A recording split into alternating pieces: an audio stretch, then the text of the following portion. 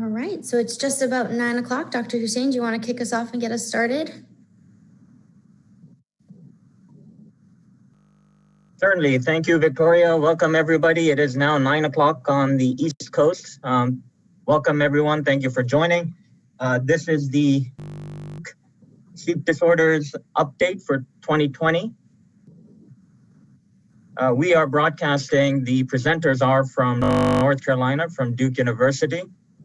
Welcome to our session. We are all members of the Duke Sleep Disorders Center, and I wanted to just take a few minutes to introduce myself and the reason why we put together this symposium. I am Atif Hussain. I'm a professor of neurology at Duke University Medical Center and the chief of the division of sleep, epilepsy, and clinical neurophysiology at Duke. My clinical practice is limited to patients with sleep disorders and epilepsy, and I will be moderating this symposium. Along with me is Victoria Stabile, who I'll pass this over to introduce her.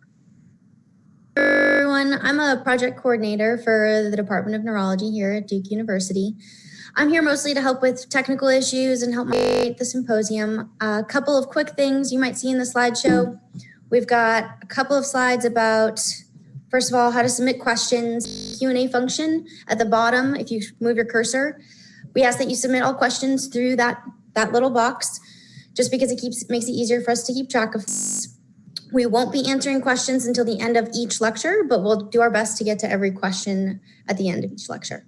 Of course, a lot of people are here for CME. We have a couple of accreditations, so including AMA, nurses, and ASSET for technologists or sleep technicians.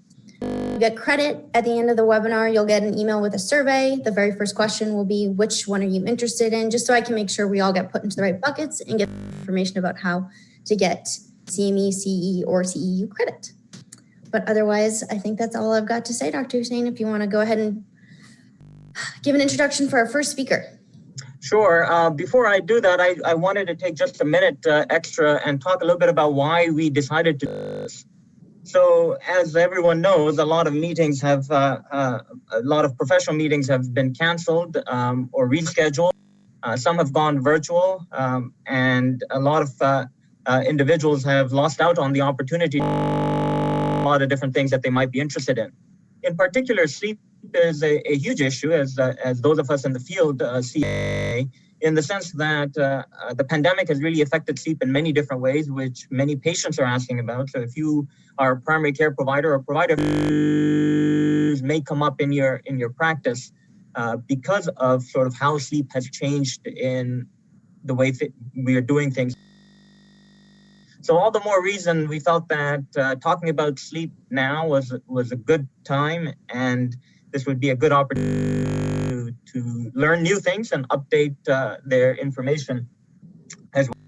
So without further ado, I'm going to go ahead and get started. Again, as Victoria mentioned, we will have a Q&A session after every talk. Time for Q&A at the end of the session later on today. Don't be distracted by a few beeps you might hear towards the end of the talks. That's just me or Victoria reminding our speakers that their time is about to expire. So without further ado, I'd like to introduce our first speaker. The topic will be Sleep 101, the basics of sleep. We'll kick off our introduction with that. And to do that is Dr. Andrew Spector. I'm pleased to introduce him. Dr. Spector is an associate professor in the Department of Neurology. He wears many hats in neurology, and the important ones are that he's also our fellowship director for the Sleep Medicine Fellowship. And importantly, he's also the chair for diversity and inclusion in the Department of Neurology. Thank you, Andrew, and look forward to hearing your talk. Thank you. Hello, everyone. I have the honor of going first today. I'm going to give an introduction to sleep and the biology of sleep. We're starting from the basics today because not everybody in the audience is a sleep specialist. We anticipate there are people from all different fields of medicine and health. We're going to start at the beginning and talk a little bit about the underlying mechanisms of sleep and some basics to get the conversation today started. So hopefully I can set the stage, and please feel free to use the Q&A button, and I'll get to questions by the end. I'll make sure to save some time. so I have no disclosures. Let's start with why we sleep. This has been shown to have many, many benefits, and they range from cognitive to physical, learning and memory, attention, judgment, even athletic performance is affected by sleep, and that's why you'll see people in different time zones have different performances. Musical performance, mood, your immune system, and metabolism, all affected by sleep. Now, this isn't going to be a talk going through each one of these and explaining how important it is. I put these here just to reemphasize that sleep as a field is important to almost every other aspect of healthcare, wellness, and medicine. So my specific objectives today are to discuss sleep physiology and to teach a little bit about normal sleep and sleep stages, and understand how some different medications we might be using will affect. At the end, we'll get to some fast facts about dreams, just because I get a lot of questions about that. Start with Sleep 101. Wakefulness and sleepiness. These are governed by two distinct processes. We call them process and process S. And process C is the circadian process, and that's your body clock. That regulates when you're awake and when you're asleep. And then there's process S. That's the homeostatic, and that means maintenance aspect of sleep. Process S is very straightforward. And what happens is the longer you're awake, the sleepier you get. It's very straightforward. It's no different from hunger. As you go longer without food, you get hungrier. As you go without water, you get thirsty. Without sleep, you get sleepier. So the degree of sleepiness correlates with the duration since you last slept. And this is mediated by a chemical, adenosine. And adenosine is in the background as you're getting sleepier. And we know this because we can block an adenosine blocker called caffeine. Now, a lot of you have used caffeine already today, I suspect. And caffeine's role is blocking the adenosine signal so you don't perceive the sleepiness that is building up. One theory as to the adenosine is that it's coming from a break process from ATP. ATP, the energy in your brain. As it's being used up, you generate adenosine as a byproduct, and it's a signal to sleep. That's one theory for where the adenosine comes from. And so process S is homeostatic. The longer you sleep, the sleepier you get. Process C is a little trickier. This is the circadian cycle. And circadian rhythms are often used when we talk about sleep, but what the circadian process actually is a method of staying awake when you're supposed to be awake. So what you see in this graph is the strength of the alerting signal that comes from the circadian rhythm. So as you go through the day, the signal to stay awake gets stronger and stronger. And the reason for that is to compensate for the sleepiness that's also going up. So as you're getting sleepier, rather than getting sleepier in a linear fashion throughout the day, you have this circadian alerting signal that compensates for that, to block that signal so that you can actually function into the later hours of the day without getting overwhelmingly sleepy. At bedtime, that signal starts to drop off so that you can actually fall asleep. This M represents the chemical that's responsible for turning off this circadian alerting signal, and that's melatonin.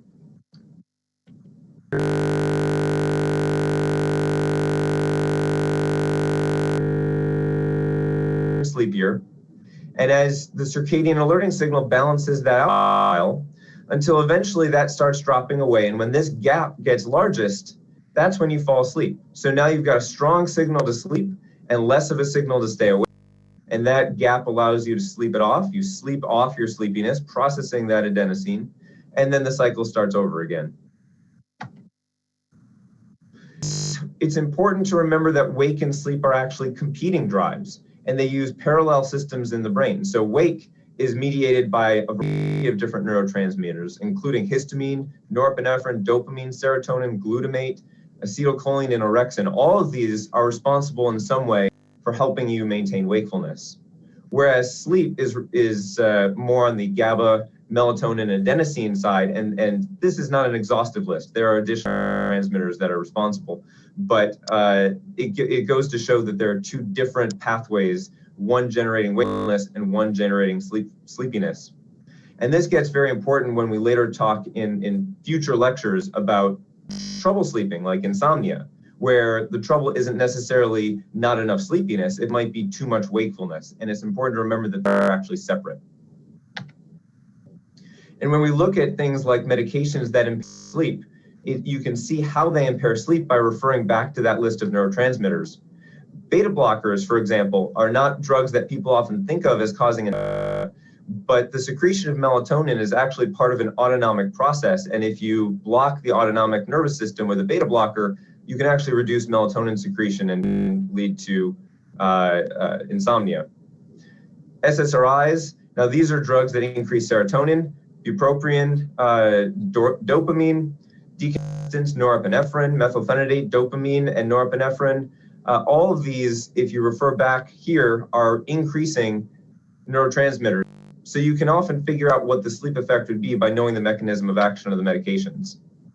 Selective estrogen receptor modulators work a little differently in corticosteroids. These modulate some of the neurotransmitters a little differently, but I leave them on the list because it's important to know that they're drugs that can significantly impair sleep. Likewise, non-prescription drugs can also impair sleep. So for example, alcohol. If you're using alcohol, you may fall asleep faster, but that sleep is not as good quality. And then if you're withdrawing from alcohol, sleep becomes even more difficult. Stimulants, amphetamine, caffeine, nicotine, all of these certainly can impair sleep. Opioid withdrawal is associated with trouble sleeping, and then withdrawal from anxiolytics. All of these have insomnia syndromes with them too. So there's a wide variety of chemicals out there that will impact sleep.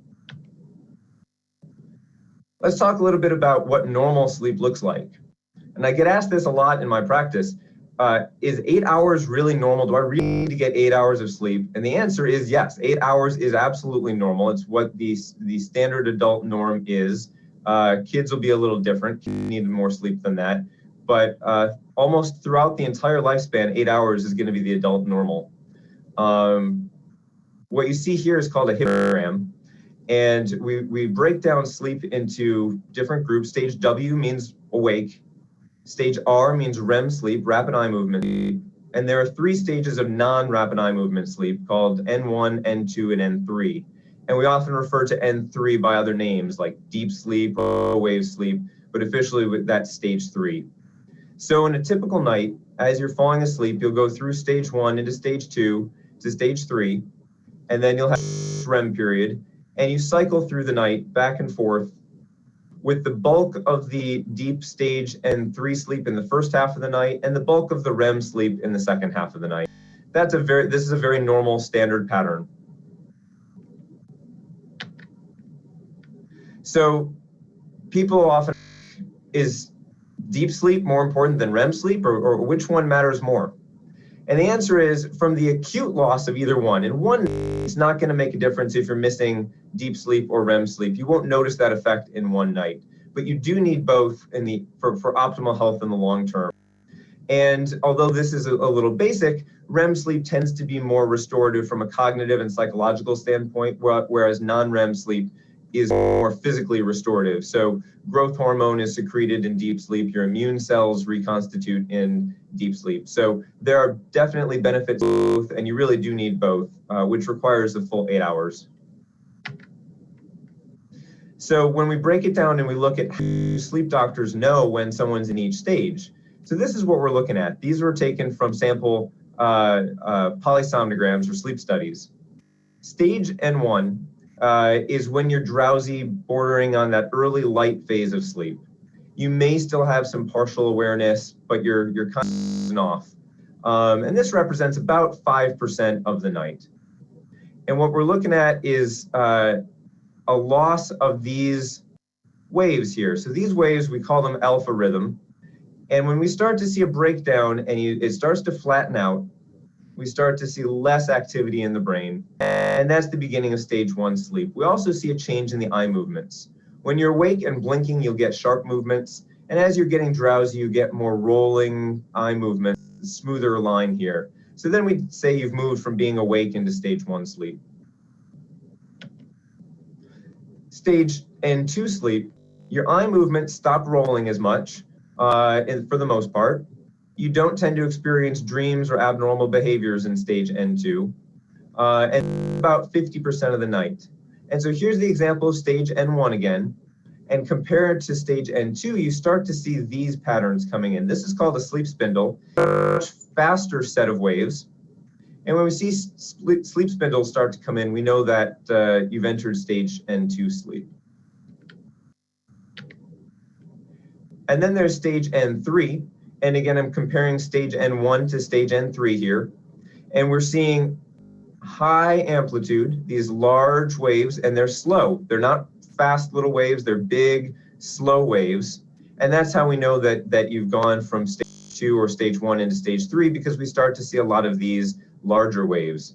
We call this deeper sleep because it's difficult to arouse someone from stage 3. If you arouse someone from stage 3, they often feel groggy. It's hard for the brain to start going fast again. And this is the most likely time for what we call parasomnias, things like sleepwalking or sleep eating. These things tend to happen in deep sleep, stage N3. And this represents about 20% of the night. And finally, there's stage REM. And stage REM, you'll see faster rhythms again. You don't see that big high amplitude waves that you saw during stage N3. It actually looks closer to wakefulness. Your brain is active almost like it's awake. And what I don't show here are actually the rapid eye movements, but we can look at the eyes and see the activity that corresponds to the rapid eye movements for which this stage is named. This tends to be when you get your vivid dreams, your nightmares, and your body should be paralyzed. This is a protective mechanism. Evolution has given us this great mechanism of turning off all of the body's muscles except the breathing muscles, because we don't want to act out our dreams. So the body actually turns off most of the muscles so that you're not jumping out of bed and acting out your dreams. And if that system fails, that can be a problem, and we actually treat that as a condition. And REM sleep takes up about 25% of the night. Moving on to melatonin. How does melatonin get secreted? Well, first, it's made here in the pineal gland at the back end of the brain, and it's responsive to light. And so melatonin is turned off in the light. And then when it's dark, that's what releases melatonin secretion. And melatonin secretion regulates a lot more than just sleep and wake. It regulates a lot of other body processes too. For example, the gut and your digestive system is regulated by melatonin. And most people don't recognize this until it's out, but people might wake up in the middle of the night to use the bathroom, but they don't usually have to use the bathroom to poop, okay? They pee, they don't poop. So that's part of the melatonin turning off the gut. So getting a little more specific, you've got light here, and that's picked up by the melanopsin-containing retinal ganglion cells in the eye, and that's transmitted through the retinohypothalamic tract to a part of the hypothalamus called the suprachiasmatic nucleus. Now, this is a simplified diagram because really what's happening from here, pathway drops down into what's called the superior cervical ganglion, which is the group of autonomic cells I was referring to earlier, which control melatonin secretion. And so that pathway comes back up to the pineal gland, and at that point, the pineal gland secretes the melatonin, which then regulates the brain, and then these peripheral oscillators like I was talking about in the gut.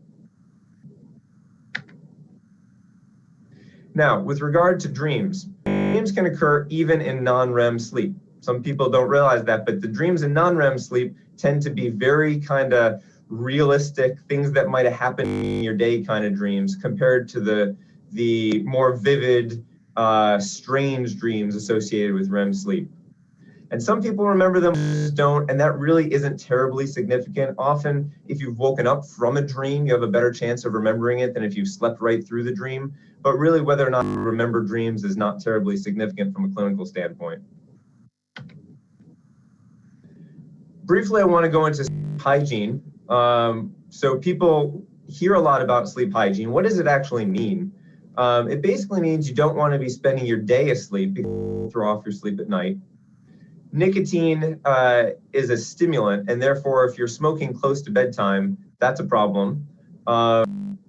Only consume caffeine before noon. Caffeine can last in some people for up to 12 hours, so really it's best to cut off caffeine use by noon. Rooms that are quiet, cool, and dark are definitely more conducive to sleep. And dark is getting harder to achieve. LED lights are getting more and more prevalent. Chargers all seem to want to have an LED light telling you they're plugged in. Clocks in the room can be LED, and so this can be hard to fight. But you want the room as quiet and dark as you can, and cool to about 68 to 70 degrees Fahrenheit. Helpful to have a bedtime ritual so that your body knows and prepares for sleep. And then exercising every day is valuable. It burns off the energy you need to be able to relax and sleep at night. What about the TV and tablet in bed? We get asked this a lot in sleep medicine.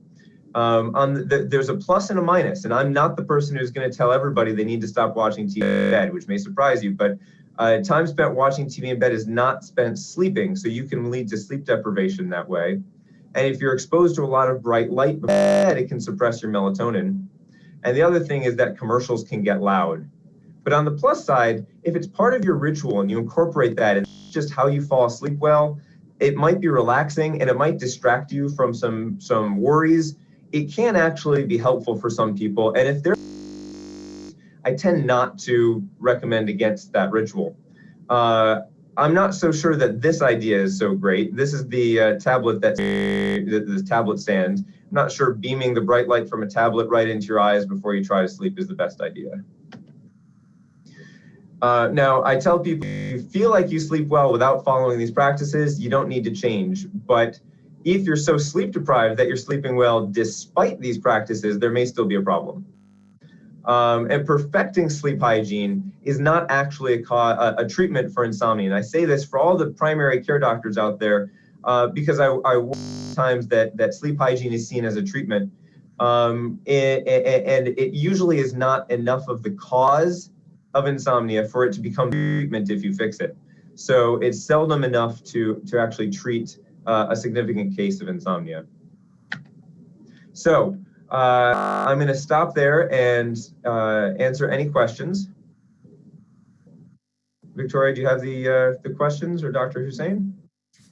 Yes, I ask you the first question, Dr. Spector. Are any beta blockers better than others for sleep? Are any of them better than others in terms of less effect on sleep? I assume that is what the intent of the question is. Yeah, so there are beta blockers that affect the brain more than others, and there are some that are more cardioselective. So drugs that we use in the brain, like for example, propranolol, would be one more likely to affect sleep. So those would be the ones more to avoid, and the more cardioselective you get, the better. All right. Our next question, I'm going to pull from the chat, but everyone remember to try to use the Q&A, just a little bit easier for us to keep track of. When do you need to make a referral to neurology for insomnia? That's a great question. So the first line therapy for chronic insomnia is cognitive behavioral therapy. And we'll actually be having a talk from one of our sleep psychologists later today. And I encourage you to listen because she's a fantastic speaker and she'll tell you all about what she does for patients. So we usually like to refer our chronic patients for cognitive behavioral therapy whenever possible because it's a far better solution to actually change the behaviors and practices and thoughts regarding sleep than to medicate them. And often patients come to us if that process is failed, and then we look at alternatives such as hypnotic medications if we must. But we consider hypnotics to be a second line therapy after cognitive behavioral therapy. So if you're in a place that has a sleep psychologist or behavioral sleep medicine, it's definitely going to be our first line recommendation. The other reason to do it is if you're not sure if it's a primary, and I say what I mean by that is if the insomnia could actually be restless leg syndrome, for example, and they can't sleep because they need treatment for their legs, or if their trouble sleeping is related to breathing trouble at night and we need to treat their sleep apnea, then certainly any referrals for those are perfectly fair, and we'd be happy to see patients to try to sort out if this is insomnia that requires cognitive behavioral therapy, or if there's something mimicking the insomnia. because we know that conditions like sleep apnea will present with insomnia as their primary complaint. And that's actually more true of women than men. So be on the lookout. Women complaining of insomnia, actually 17% of sleep apnea present that way. So other conditions are definitely reasons to refer. So, Doctor, we have a number of really interesting, good questions. I'll ask the next one. Someone asked, some people get sleepy after drinking coffee. What's going on in them? Does the adenosine not get blocked? So typically the onset of caffeine is later. So I see people who will drink coffee. They say, coffee doesn't bother me. I drink coffee and then I go to sleep.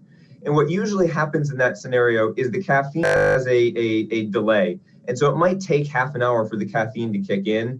And so you can still fall asleep after drinking a cup of coffee, but it's not usually, the sleep when they've studied this isn't as good quality because you have the stimulant in your system. And then there's the other population that are so sleep deprived or so tolerant to caffeine that the caffeine just has limited impact. I'm not familiar with caffeine actually triggering sleepiness per se. I would suspect that it's likely that the sleepiness is there and the caffeine just isn't potent enough to block it, either due to tolerance or due to a profound underlying sleepiness. All right. Our next question, are there certain types of lights that do not suppress melatonin production in the evening? What types of lights do you recommend for reading? Specifically, do amber tinted light bulbs work better?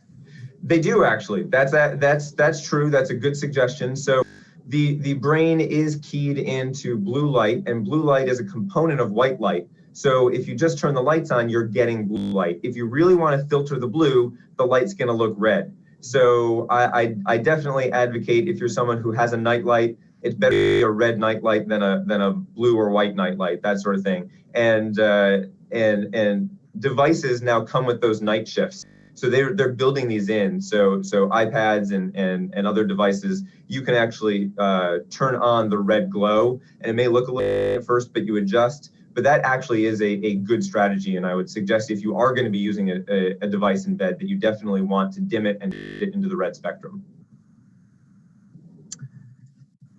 Great, thank you. There's a number of questions about sleep hygiene, Dr. Spector. I'm going to skip over those because I think we're going to address those later on as well. But I'll ask a question about sleepers for people who sleep more than who sleep 10 hours and can't get refreshed with any less. Any concern? I imagine this is asking that 10 hours is sufficient. They feel okay after 10 hours.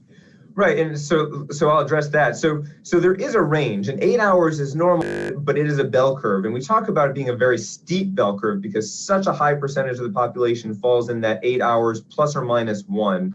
When you start getting down to 6 and 10, you are getting to the extremes. So it doesn't take long to get to the very extremes. There are people there who are naturally at those extremes, so 10 hours and 6 hours, and some people do function perfectly well at those levels. So there are long sleepers and short sleepers, it's rare. So the distinction is, as Dr. Hussain was saying, if you've hit 10 hours and you're great the rest of the day and it just takes 10 hours for you to feel good, that's probably just normal for you and you're on the long end of the spectrum and you just happen to be on that tail of the bell curve. On the other hand, if 10 hours is refreshing, if even though you've gone through 10 hours and you don't feel refreshed, that is a problem. And that is something that we would definitely recommend seeing a doctor for. And we look into that further to figure out, is it a problem with the quality of your sleep, or is there an underlying condition that makes you excessively sleepy? So 10 hours, if it's not enough, is a reason to see a sleep specialist. All right. The next one, and I'm not sure if you touched on this in your talk, but SSRIs and taking them in the evening, should all of them be avoided in the evening? Do you have any recommendations on those specific medications? Yeah, so SSRIs are a very interesting category of drug. And I say that because they all list insomnia and sedation as side effects. So they're idiosyncratic, and each SSRI can cause one or the other in any given patient. There's some to be that a little more activating. Fluoxetine seems to be a little more activating than escitalopram or sertraline. So depending on which SSRI you're using, it can have differential sleep effects. But also, I'm someone who prescribes SSRIs a lot. And I do that because people who have trouble sleeping are often either anxious or depressed. And so the SSRIs are a mainstay of my therapy for people with anxiety or depression-induced insomnia. And it does not seem to worsen their insomnia for the most part. So not all SSRIs are going to trigger insomnia. And I will have patients take sertraline even at bedtime. And I think some of that is the idea that they're using it to help them sleep. And I try to get a little placebo benefit out of that, to be honest. If they took it in the morning, it would probably work just as well.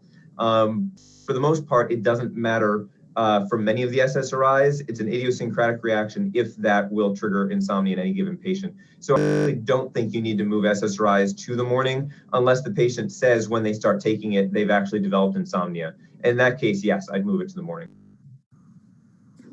Great. We have just a couple more minutes. Dr. Spector, I'm going to skip over some of the questions that relate to talks that we will cover a little bit later. But here's one we may not get to. Is vivid dreaming, or rather ability to recall your vivid dreams, important to establish good quality sleep? So the answer to that is really no. And I say that because you may or may not even remember your dreams, and you can't rely on your memory for dreams for pretty much anything. And so whether or not you know you're dreaming or remember your dreams really doesn't have an impact on your health. There are things that will change your memory of dreams. And some people say, for example, if they have sleep apnea and we treat their sleep apnea, that suddenly they'll have very vivid dreams. And so we hear this, and there are other things that will make you have vivid dreams, like melatonin. A side effect of taking melatonin pills is vivid dreams, but it's not dangerous, and it doesn't really mean much to your health. All right, do we want to shoot for one more? I think we have time for maybe one more. Yeah, why don't we do that? All right. Well, this is hypothetical. Mr. Tesla, he sleeps less than 2 hours a day and reportedly once worked for 84 hours in a lab without any extra sleep. Could this really be possible?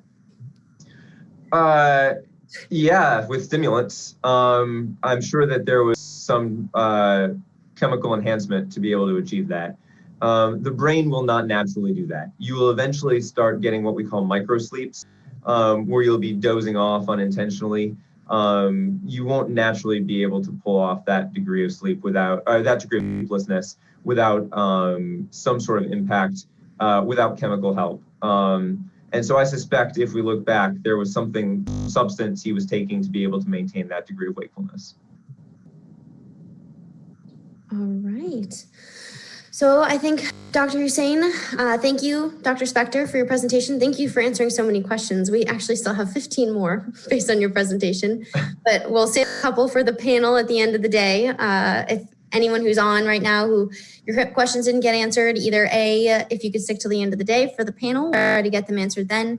If not, if we do have an abundance of questions, I will be asking some of our presenters if they have any written answers, and we'll send those out to all attendees. Okay, thank you. Thank you, Dr. Spector. We'll see you later after second break for your second presentation. Okay, sounds good. Perfect. Great. Thank you very much again, Dr. Spector. Thank you, Victoria, for the introduction.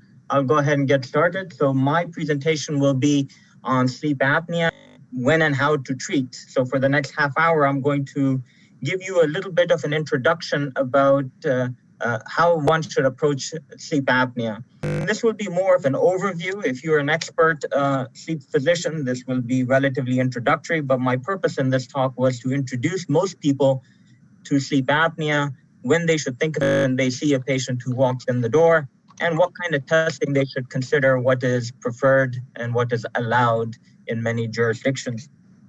Remember that what I say is US-centric. I know we have people from all over the world. There are certain regulations that allow us to do certain tests in certain individuals, and that is highly dependent on insurance. And that changes once you leave the United States. These are my disclosures. None of these is relevant to the talk that I'm about to give. Okay, this is a general overview of the things I'm going to be discussing in this order.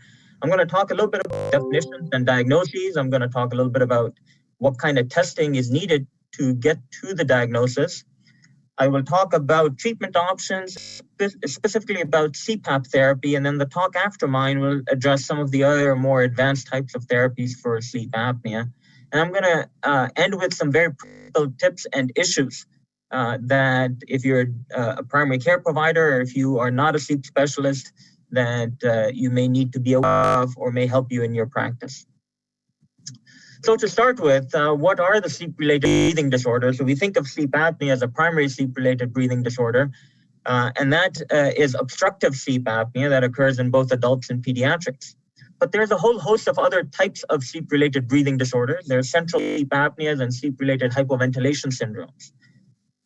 They are much less common than obstructive sleep apnea, and I will address these with one slide each towards the latter part of my presentation. And I'm going to move forward from those right now and focus a bulk of my presentation on obstructive sleep apnea.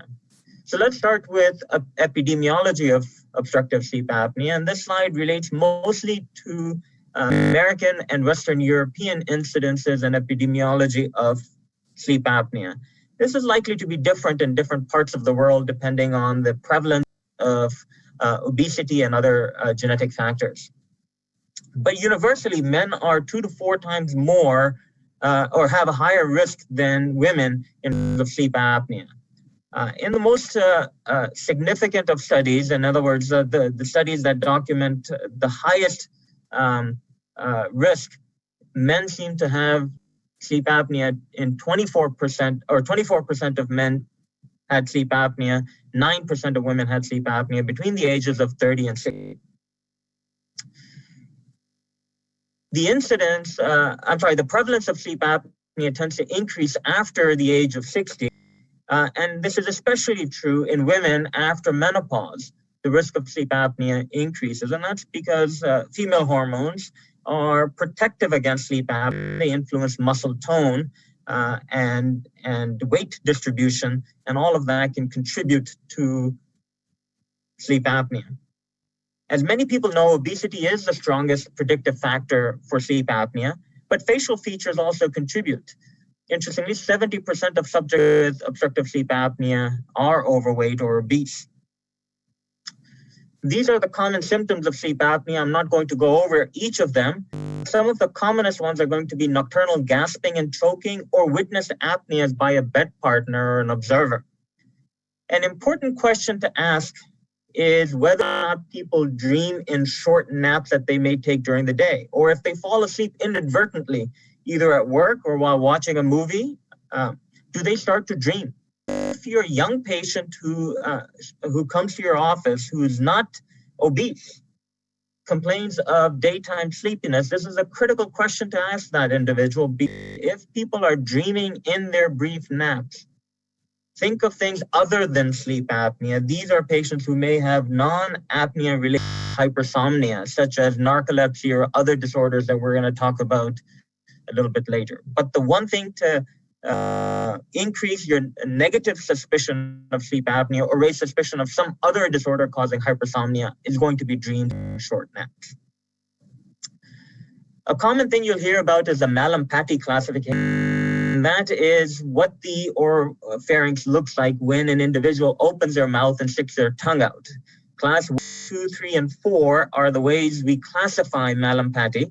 And the higher the class, the greater the risk of sleep apnea. And really what you're trying to do is look at the posterior pharyngeal wall. If you can't see the posterior pharyngeal wall, the risk of apnea is significantly increased. Looking at craniofacial anatomy is also important. If you look at how the Nazian and the Nathian, if you look at the individual on your right, you notice that the Nazian is more advanced than the Nathian, and that is an indication of retronathia. This individual's chances of having sleep apnea are going to be significantly higher. And this is where genetic plays a significant role. Obviously, obesity can be genetic as well, but so is facial anatomy. And if your family's anatomy is such that there's retronathia in the family, you're likely to have it, that will increase your risk of having sleep apnea as well. This was an interesting study published in JAMA a number of years ago, and they looked at the accuracy of clinical evaluation. So when you're asking patients about sleep apnea, what are the symptoms and signs that are the most highly predictive of a positive sleep apnea test? In other words, a polysomnogram demonstrating sleep apnea, and that was this: nocturnal choking or gasping. If someone reports a history of nocturnal choking or gasping observed by a bed partner, that individual has the highest likelihood of having sleep apnea. And that was significantly higher than things like the stop bang questionnaire or other types of questionnaires that were asked, or say snoring or morning headache or some of these other things listed. That's if you're going to ask a single question, ask about nocturnal choking and gasping, but ask of the bed partner, not necessarily of the patient, or from the bed partner rather. How do we classify sleep apnea? Well, we have three general categories. I sometimes will add a fourth, but mild, moderate, and severe, with the apnea-hypopnea index being 5 to 15 in mild, moderate is over 15 to 30, and severe is generally considered over 30. When I'm polysomnograms, if someone comes in with an apnea-hypopnea index of over 100, which is not terribly unusual, I will call that very severe sleep apnea, even though you can argue very severe can start much earlier. But this is an individual that I would like to see in my clinic tomorrow and get therapy started very quickly. How do we test for sleep apnea? There's a number of different sleep tests available. The two main that you're going to be thinking about are polysomnogram and home sleep test. The others that you see on the screen, the NSLT and MWT, are tests that can be done, but these are not typically tests that are done for sleep apnea evaluation. The polysomnogram and the home sleep tests are the ones that are done for sleep apnea evaluation. There's a big difference between a polysomnogram and a home sleep test. Here is a listing of those differences. There are definitely benefits to both, and there are potential issues with both as well. For a polysomnogram, you see an individual hooked up on your left. That is the gold standard for diagnosis. It will accurately identify sleep state. We are monitoring the patient's brain waves, the EEG, so we can know exactly when an individual falls asleep and what stage of sleep they're in, including REM or REM sleep. Differential diagnosis of various types of sleep disorders and breathing sleep disorders. The technologist is present in order to intervene. This is generally more expensive. You have to spend a night in the sleep laboratory, as opposed to a home sleep study, which you see on your right side of the screen, your picture. There are fewer wires, but there is a strap that goes around the chest and a nasal cannula measuring airflow. It is more convenient. You spend it in your own bed. You see the bed partner is there as well. Presumably more comfortable because you're back at home, and because it can be done more easily and does not require a sleep lab, presumably more access and reduced cost. However, there is no brain waves being recorded. We actually cannot tell when an individual falls asleep or if the individual is asleep. So it is simply based on recording time. In other words, if you turn the machine on, we're going to imagine that you're asleep. And when we're going to imagine that you're awake. So a little less accurate and misdiagnoses can happen. Recent studies have shown that you can also misevaluate or underestimate the severity of apnea as well in the home sleep study. I'm sorry for this busy slide. I'm going to summarize it on the right of the screen for you. This is the American Academy of Sleep Medicine guideline on who should get a polysomnogram versus who should get a home sleep study. If your clinical evaluation shows that the patient has snoring, nocturnal choking, gasping, daytime sleepiness, or questionnaires suggest that they have sleep apnea, that's someone you should consider for testing. If you think the individual is at increased risk of moderate to severe sleep apnea and have at least two of the following: loud snoring, witnessed apneas with gasping, choking, etc., or hypertension, those that are moderate to severe risk of sleep apnea. Polysomnogram is the gold standard and can identify other types of breathing disorders, but in individuals that are uncomplicated with a moderate to high risk of sleep apnea can get a home sleep study. Others should get a polysomnogram, and these include people who have significant cardiorespiratory disease, respiratory muscle weakness due to neuromuscular problems, suspicion for various types of hypoventilation syndromes, or opiate medication use. History of stroke or insomnia should also lead you towards a regular polysomnogram versus a home sleep study. Remember, if you do a home sleep study and it is negative, home sleep studies have a risk of underestimating severity of apnea. So if a home sleep study is negative and your suspicion was moderate to severe of sleep apnea going in, those are individuals you should strongly consider for a regular polysomnogram because you may have missed it in a home sleep study. Okay, once you have know someone with having sleep apnea, what do? Generally, the treatment for many of these people is going to be treatment with a CPAP machine. Interestingly, meta-analyses of observational studies suggest that when you treat sleep apnea, there's a reduction in the mortality, the cardiovascular mortality. However, when meta-analyses of randomized trials have been done, that difference has not shown up. In other words, you generally need a larger patient population to demonstrate that reduction in cardiovascular mortality. Would you treat sleep apnea with CPAP? Should you send this individual for a sleep study for CPAP titration? Should you do a auto-titrating CPAP machine, which are very common these days? Studies that have evaluated auto-titrating CPAP machines have generally been in a controlled environment for individuals who have an apnea-hypopnea index of greater than 15. You're going to see me refer EI or respiratory event index.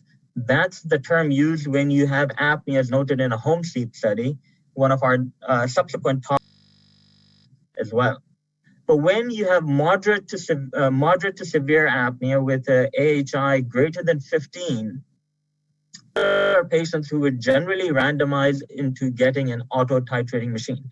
These individuals, before they were sent home, were given extensive education about sleep apnea and the use of CPAP as well by the study staff. So that's an important aspect to remember, that it is not simply writing a prescription and the machine arriving in the mail. This is significant education given about the AutoPAP machine. AutoPAP generally should not be used in patients who have significant comorbidities such as congestive heart failure, opiate use, underlying pulmonary diseases like COPD, neuromuscular diseases, history of a uvulopalatopharyngoplasty, which is an upper airway surgery, sleep-related oxygen requirements, an expectation that the individual might have nocturnal arterial oxyhemoglobin desaturation, hypoventilation syndromes of various types, or central sleep apnea. All of these individuals should be sent to the sleep lab for a titration study. Again, some benefits and downsides of CPAP titration versus AutoPAP. You see here that with CPAP titration, the education by a sleep technologist before the individual gets fitted. Obviously, there's an opportunity to change mask during the meet. If the patient becomes anxious about the entire process, there's someone to talk to them. The downside, of course, is that this is another night in the sleep. It's a higher cost than getting the machine simply at home, and trying to get the sleep study may involve a little bit of a delay depending on how backed up the sleep lab is. The benefits of an auto machine is, of course, a lower cost, starting therapy a little bit quicker, and potentially greater access to care. The problem with it is that in many environments, it is not an individual explaining exactly what an AutoPAP machine is, what to expect, why it's necessary, and so on and so forth. It's simply someone either mailing the machine to the individual or the individual picking it up from a company and being expected to use it by themselves at home with the mask that they have been issued. So that mask may or may not be the right one, and they may or may not like using it, but that's what they're doing. They can change it later on, but that is a more cumbersome process. And the worry might be that compliance may be limited because of those types of issues. If CPAP doesn't work and it is unwilling to use it, doesn't like it, and there are a percentage of patients that do not want to use it. There are other types of positive airway pressure therapy, such as bi-level or BiPAP. There are other types of PAP machines, for example, a BiPAP ST, which is more of a respirator, adaptive servo ventilator machine as well. These are more sophisticated devices that are generally more expensive, and in order to prescribe, must have generally failed a CPAP machine. For the most part, that is true. There are certain types of disorders, such as hypoventilation syndromes of various types, where you can directly go to a BiPAP machine, but I won't get into the details of that. Other types of therapy are oral appliance, uvulopalatopharyngoplasty. You see what happens in that type of surgery in the graphic illustrated. And finally, a type of procedure, a hypoglossal nerve stimulator, that will be addressed much more in the next presentation, so I won't talk more about the therapies now. I'll mention just a few words about other types of sleep apnea. I promised you in the beginning that I'd say a few words. Central sleep apnea presents slightly differently than obstructive sleep apnea. Here, insomnia might be more of a presenting complaint, and if you see someone who you think might have sleep apnea but has prominent features of insomnia, this is something to think about. Many of these individuals may wake up short of breath.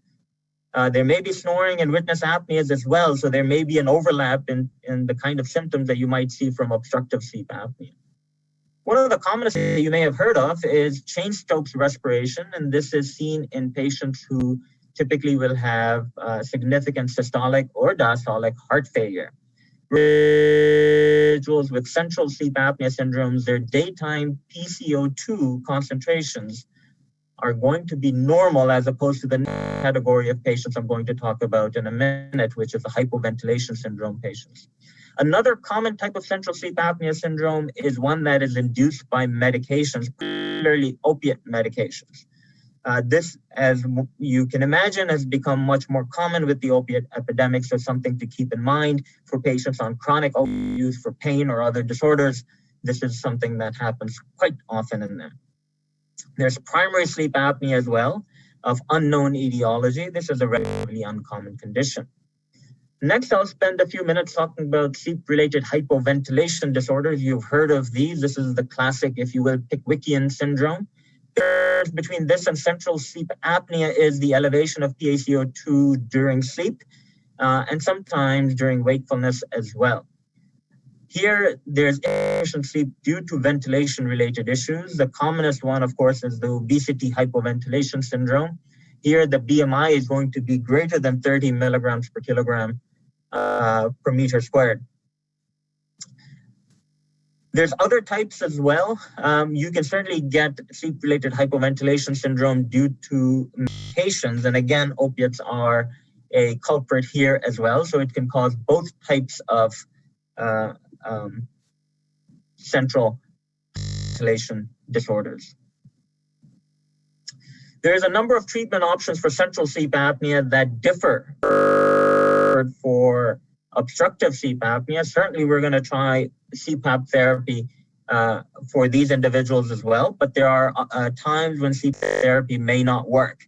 This is from guidelines, again, issued by the American Academy of Sleep Medicine about what is considered a standard of therapy and what is considered optional, in that if the standard is for some reason not working or not considered ideal for the individual, then this option might instead be considered.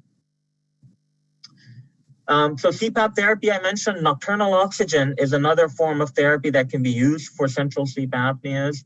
An adaptive servo ventilator I alluded to very briefly. This is a very sophisticated type of PAP device, positive airway pressure device. A bi-level ST device, which is spontaneous and timed. A regular BPAP machine is simply spontaneous.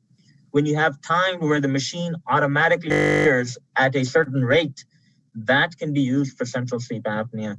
as well.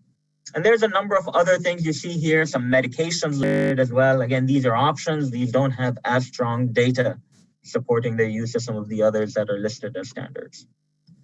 Let me move on in the last few minutes a little bit about practical tips for sleep apnea. And again, I'm sorry, but some of these are going to be more US-centric, where we have to abide by certain criteria to make sure that what we are prescribing is approved by third-party payers.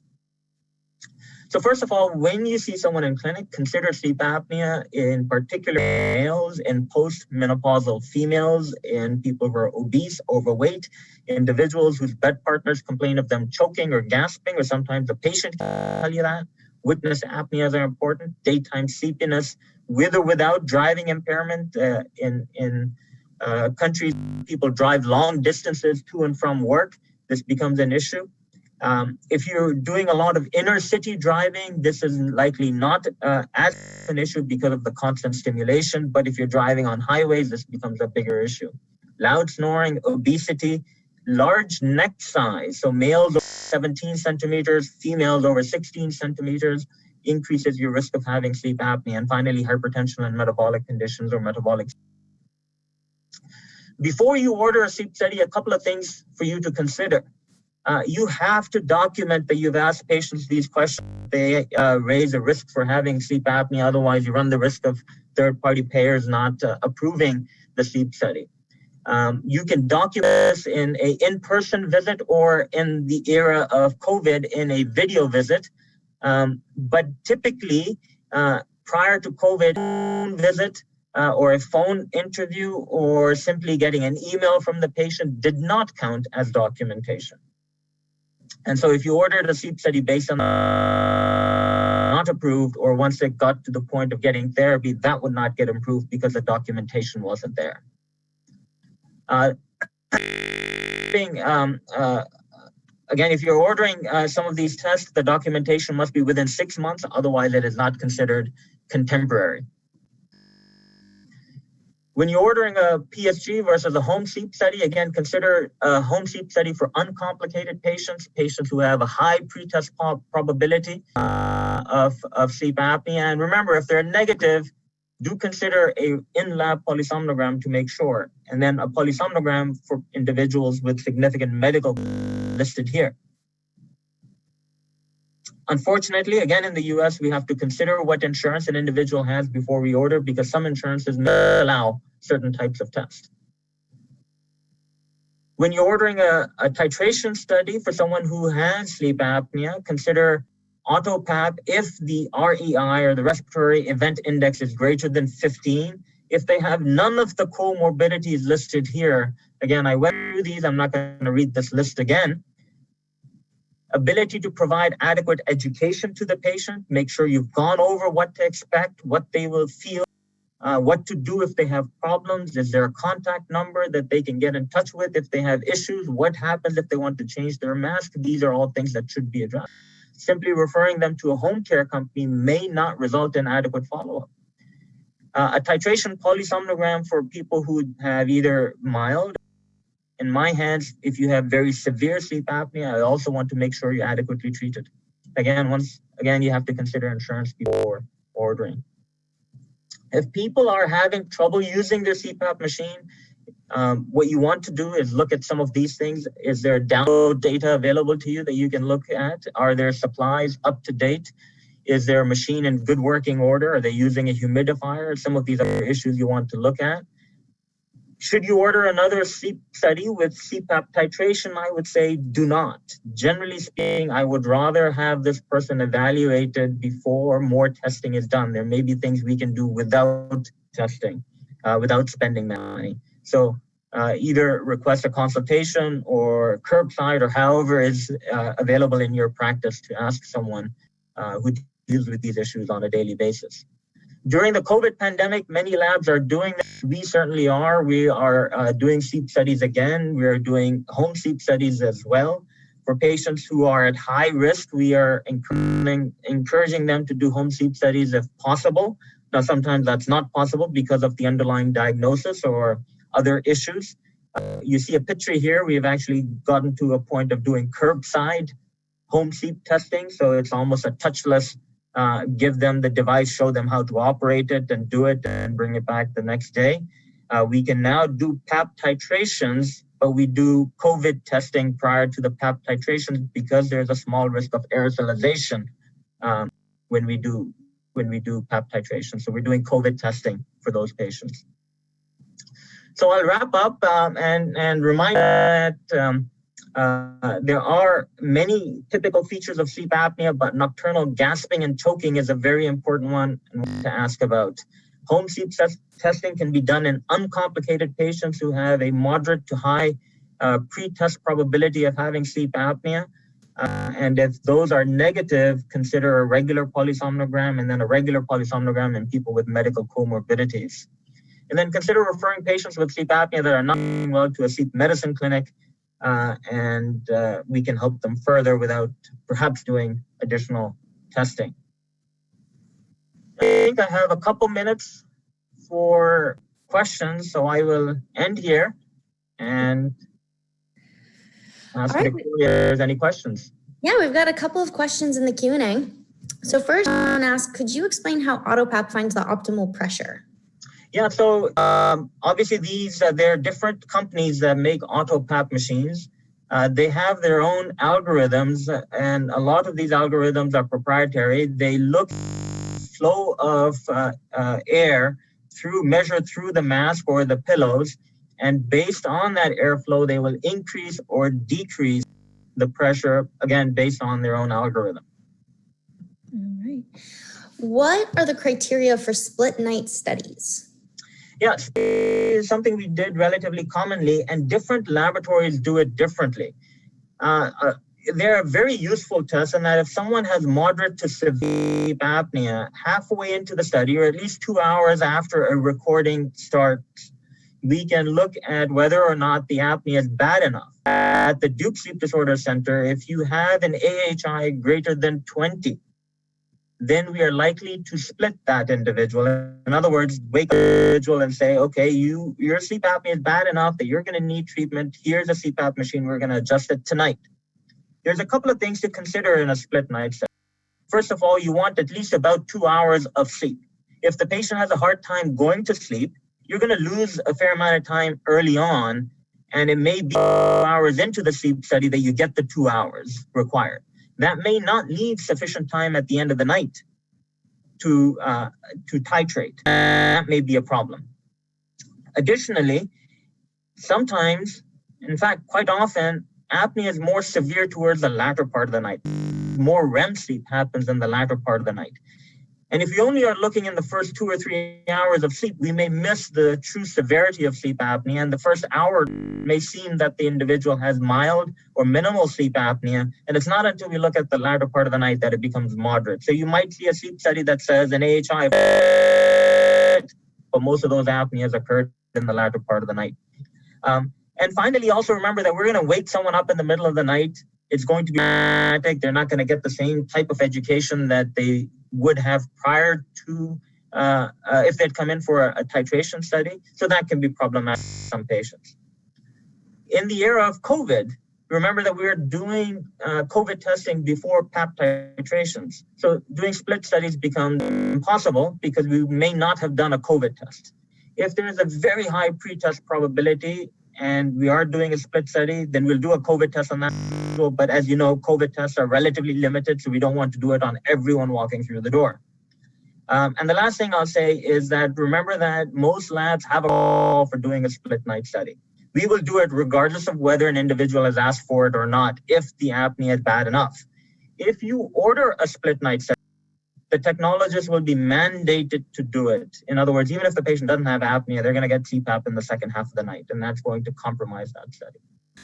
All right, I'm going to squeeze in one more question because I think it's a great question and actually a great segue into our next topic. What is your approach for patients that, despite severe obstructive sleep apnea, tell you, I've a mask, I can't tolerate any of them? Is that when you move to other approaches, and do you counsel them in any specific way? Yeah, so we do counsel them, and depending on the severity of the apnea, we do a lot of therapy and a lot of counseling. We'll also often ask our sleep psychologist and try to help the patient if they're mask-related or or try to address what in particular they are unable to tolerate and try to address those issues. It's a whole series of different things. It may be mask, it may be machine, it may be a different type of machine. A BiPAP machine may help. It may be claustrophobia. If none of those work, then move it on to Dr. Kamke and let him deal with it. And so as Victoria said, this is a fantastic segue for me to introduce Dr. Kamke, who is here. Here he is. Good morning, Dr. Kamke. Dr. Kamke is an assistant professor in the Head and Neck Surgery Communication Medicine Department at Duke University.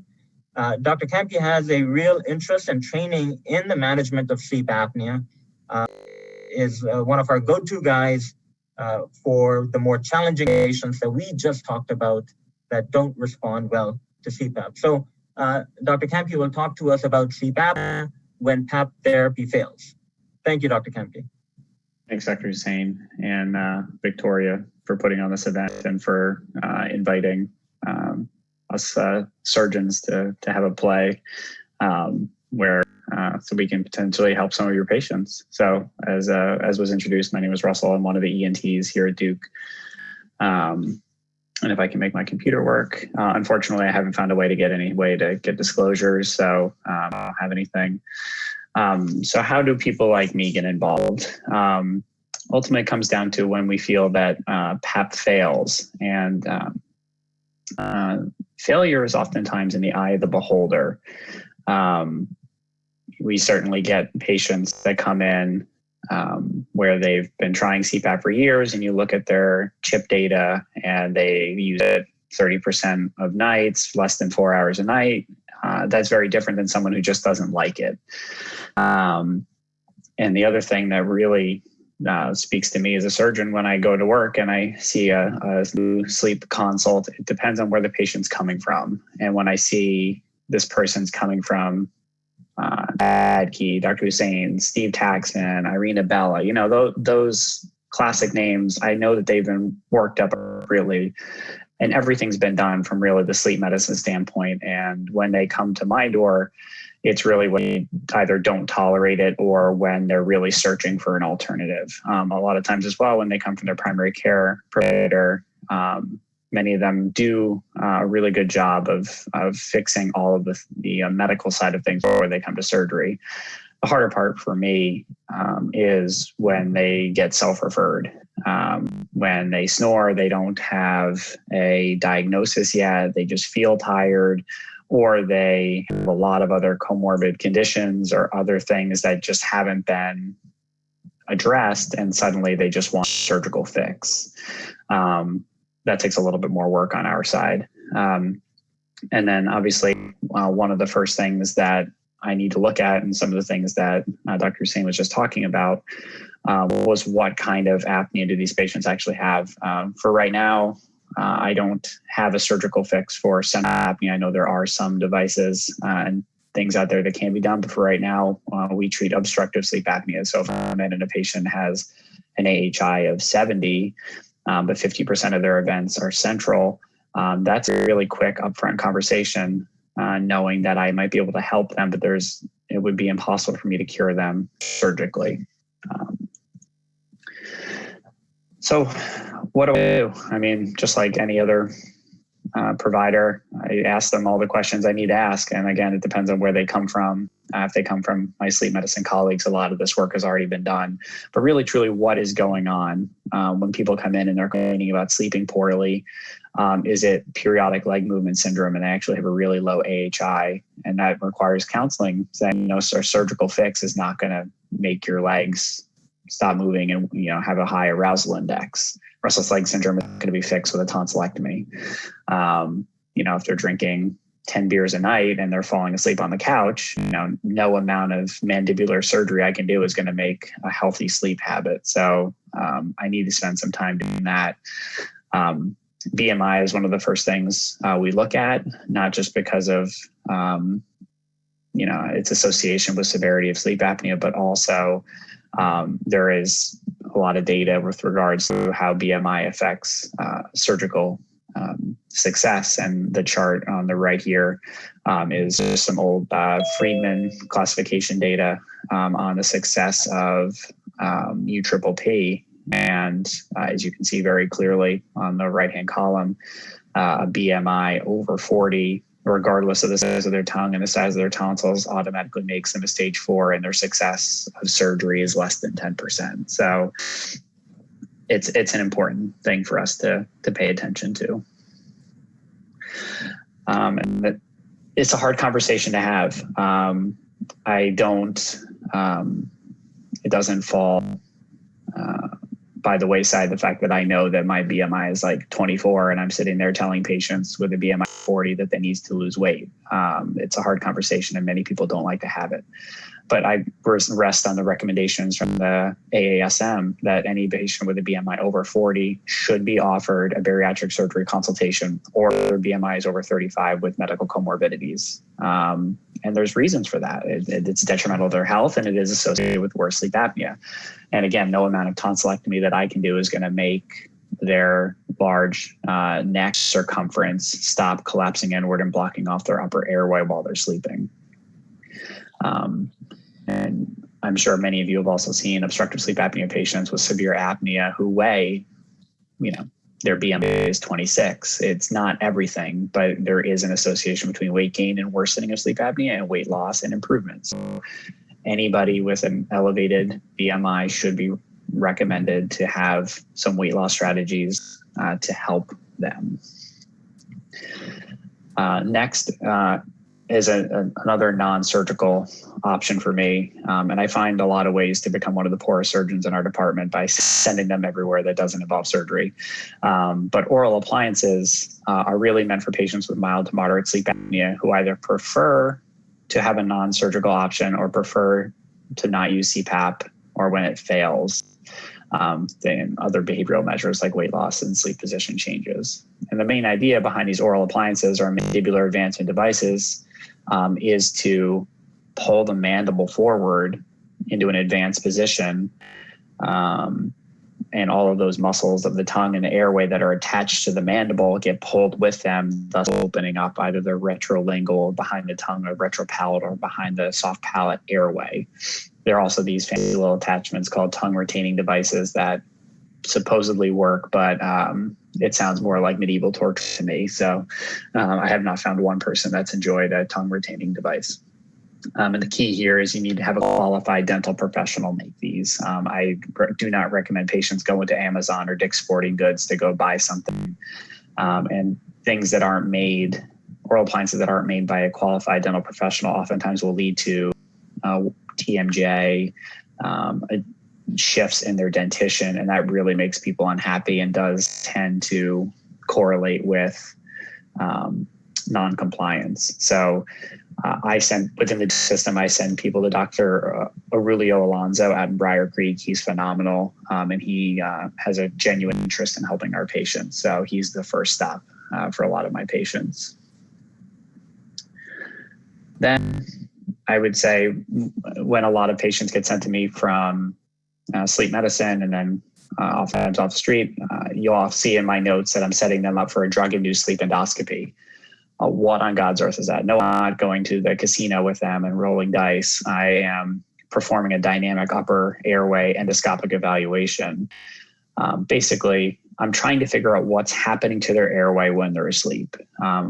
We all look in their mouth, stick their tongue out. We measure their neck. We feel their neck. We feel the position of the hyoid bone. But them sitting upright, me sticking a camera in their nose with them, 2:00 in the afternoon on a Friday is very different than what they're doing at night when they're laying on their back in REM sleep when all their upper airway dilators are relaxed. So the times that I take people to the operating room for a DICE are when they can't tolerate PAP, they're snoring, they have failed previous surgery or patient preference. They're looking for something. You can do these things in clinic. There's never been a documented incident of a complication associated with a DICE, but we bring these patients to the operating room with the help of an anesthesiologist, and we use propofol here at Duke. You can use etomidate. There are many other ways of doing this, but most people use propofol. And the idea here is you give them slowly increasing amounts of propofol to get them to a state where they just start snoring and obstructing. You don't give a large dose, you don't give it too quickly, because then it mimics general anesthesia or induction, where they induces a central apnea and everything collapses, and then it's a false test. So once we get to the appropriate level, we gently anesthetize the nose and we stick a camera, fiber optic laryngoscopy, and I use a modification of the VOTE classification. So VOTE, in case anybody else loves acronyms like myself, VOTE, so velum or the soft palate, oropharynx or the level of the tonsils, T for tongue base, and E for epiglottis, so where the larynx is.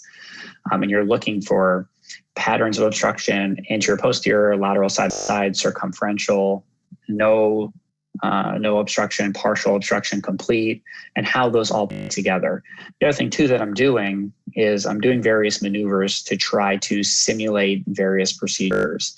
So say if I'm thinking about doing a hypoglossal nerve stimulator, I will do a few maneuvers to try to simulate what the tongue would do during stimulation. And I'm seeing what's happened with the airway. In some patients, the airway opens up beautifully and you know that that's the right procedure. Other people, you do those maneuvers and they still have persistent obstruction at the level of the tonsils or the soft palate, and you realize it's not going to be as successful as it could be. One of the major arguments against doing DICE is relatively poor inter-rater reliability. So if I do a scope and report my findings, the next provider may find something else and use that information differently. And I think the general thought is for DICE, you should do the exam so you can use it to help determine your own treatment algorithm. So I would not read someone else's DICE report and use it to make my own treatment decisions. So I think that's how most people feel regarding DICE these days. So this is a short clip of DICE that one of my residents and I did in the OR earlier this week. And hopefully this video works. Video.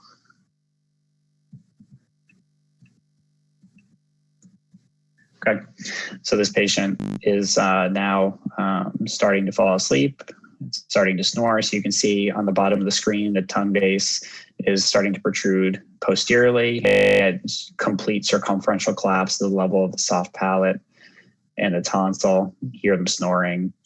In a couple seconds, what I'm going to do is pull the mandible forward. So you can see how wide open the tongue base is no longer causing an obstruction of the larynx, but more superiorly, you have complete circumferential collapse at the level of the oropharynx.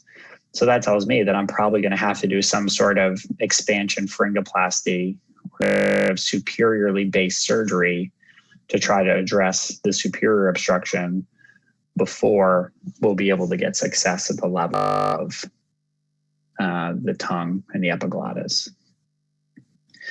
So moving on to how we go about treating these patients. Again, medical treatment wise, I'd say talk about weight reduction, intranasal corticosteroids in order to help the patient breathe better through their nose. I'll talk about that in a couple more seconds. And then positional therapy. Again, a lot of times you'll see reports where patients AHI is worse when they're on their back, sometimes finding a way for them to sleep in an elevated position or on their side or prone position can help alleviate things like tongue base obstruction. So options, what do we do? So it's meant to be a staged stepwise protocol. It's a really bad idea to try to do multi-level surgery all at the same time. The beautiful thing about the head and neck is that it's responsible for speech, swallowing, breathing, cosmetic, features. So anything you do will affect one or many of those functions of the head and neck. So reducing the size of the tongue plus tightening the sidewalls of the throat plus advancing the mandible will do nothing but make your patient miserable and hospital bed bound for weeks on end. So that we like to do these things in a staged stepwise fashion because there oftentimes is multi-level obstruction. So you'll need multiple procedures to make the patient better. And we tend to think of things like the nose, the palate, the oropharynx, the larynx, and then kind of more global procedures. And we're either addressing the soft tissues or we're addressing the bony structure of the head and neck. I think this is good advice for surgeons and non-surgeons, but you need to set expectations early.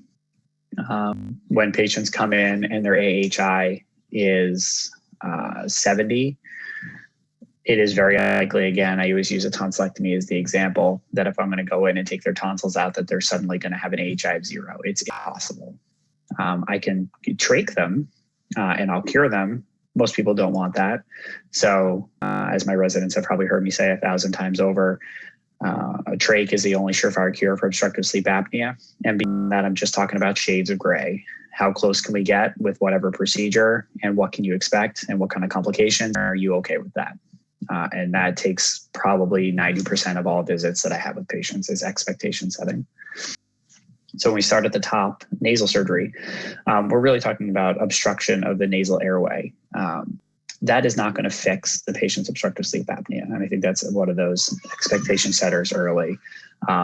Really, the reason why we talk about doing this is in order to improve nasal airway to help improve compliance with PAP therapy. I mean, that's the key here, is me straightening their septum or fixing their nasal valves or opening up their sinuses and getting rid of polyps is not going to make their obstructive sleep apnea go away, but it might make their ability to tolerate their CPAP or not breathe through their mouth anymore, which leads their mouth to be open, the mandibles swing backwards, and the tongue obstruct their airway. So like it's all part of a bigger problem, but nasal surgery does not cure obstructive sleep apnea, but it will help other things to help cure obstructive sleep apnea.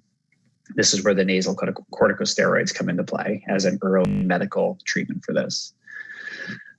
Palate and oropharyngeal surgery. We've all heard of the UPP. I can't even count the number of P's in that surgery anymore. But uvulopalatal it's basically trimming the redundant tissue of the oropharynx, being at the level of the tonsils, the pharyngeal tissues, the soft palate, to make it visible. And there are a gajillion modifications of this, and it's a really good way to get yourself published in the medical literature to find some little silly modification and say it's better than the rest. If my residents are on the call, that's one way you get yourself a publication. But as I said, it's a way to reduce the palatal and pharyngeal tissues. And just like that early slide I talked to you about, for the Friedman classification for success, UPPP, class 1 patients, so it's people with a small tongue, relatively small tonsils, and not overweight, have an 80% success of UPPP working. How many people in your world have you seen coming into your clinic that you're going to offer UPPP for those patients? I mean, it's next to zero. The patients they oftentimes get this performed on are those with a big tongue, a long palate, and they're kind of overweight. And not surprisingly, most of them don't get cured with this procedure alone. And that's where we come in. They've oftentimes already had this done somewhere else, and they're coming for second opinions. A little bit further down, the level of the tongue and the larynx, this is where you start addressing some of that retrolingual space, the space between the tongue and the back wall of the throat.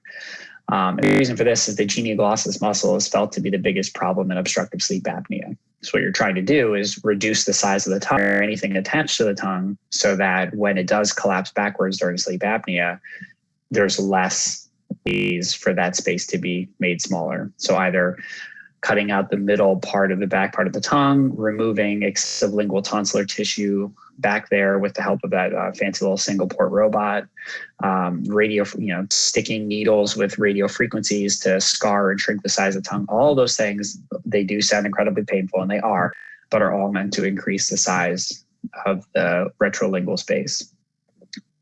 On top of soft tissue surgery, bony surgery is also an option here. And it's less about changing the size of the tissue, but it's more about moving the bony attachment, which then pulls those muscles up and forward. So shifting the attachment of the genioglossus muscle or taking the hyoid bone and suspending that anteriorly will then move everything that it's attached to forward.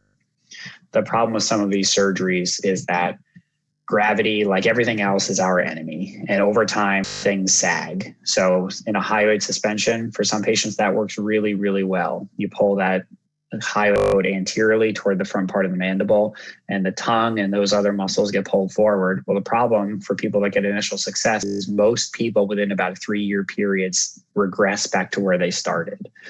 And so I really only use something like hyoid suspension when there aren't a ton of other options, just because there are better options that lead to more longer lasting success. I think the sexy new thing on the market these days, and the reason how I got more into this sleep surgery realm and why a lot of people send their patients to me, is upper airway stimulation, which is meant to stimulate the hypoglossal nerve to prevent collapse during sleep. The initial FDA criteria called for patients who are not overweight, moderate to severe obstructive sleep apnea, who are CPAP intolerant and do not have circumferential collapse at the level of the soft palate. And we're implanting more people. And unfortunately, Dr. Radke, who just logged in, has to deal with all of the people that I implant. So I'm sorry. But for the right people, this is really successful surgery. And these are the consults that I get more often than not. And the problem when people get referred from off the street, self-referrals, is that they don't fit those criteria. So that's oftentimes where I have to send back to sleep medicine to start working on a more reliable fix. The other kind of hitter is something called a maxillomandibular advancement. Basically, you're taking the bones of the midface and the mandible and pulling them forward with a Lefort 1 maxillary and sagittal split osteotomies. The hard part is these are really only meant for younger patients less than the age of 50 with severe apnea. Most patients don't fit this bill, but if you're under the age of 50, we will strongly consider this as a possibility. The healing time is the biggest inhibitor to patients. It does take upwards of a year to get over the swelling and the dental rehabilitation that might need to get done. So this oftentimes dissuades some patients, but you can expect a 90% reduction of AHI with an appropriate MMA in the right patient. And then trach. Let's face it, this is a cure for obstructive sleep apnea. And the way that it works is it bypasses the problem, the collapsible upper airway that happens during sleep. Anybody who's morbidly obese or has severe obstructive sleep apnea, probably 90 or above, I'm having this conversation up front. Nobody wants it. I did say one person in all the years I've been in this field have wanted a trach. And it takes a long conversation with these folks. You have to get past the social stigma of a trach. It's reversible. And a lot of times it can be an interim thing. If we can get them breathing better, sleeping better at night, then maybe we can get them to a bariatric surgeon who can then get their weight loss reduction. And as their AHI drops, we can take the trach out. So this is part of a larger process. And I think that's the biggest issue with patients is they think once I have a trach, basically I'm dead. It's like you're stuck in an ICU on a ventilator for the rest of your life. And it's just not true. There's not a laryngectomy, although that can also be a cure. And I'm happy to talk to anybody if they are interested in that. So that is a whirlwind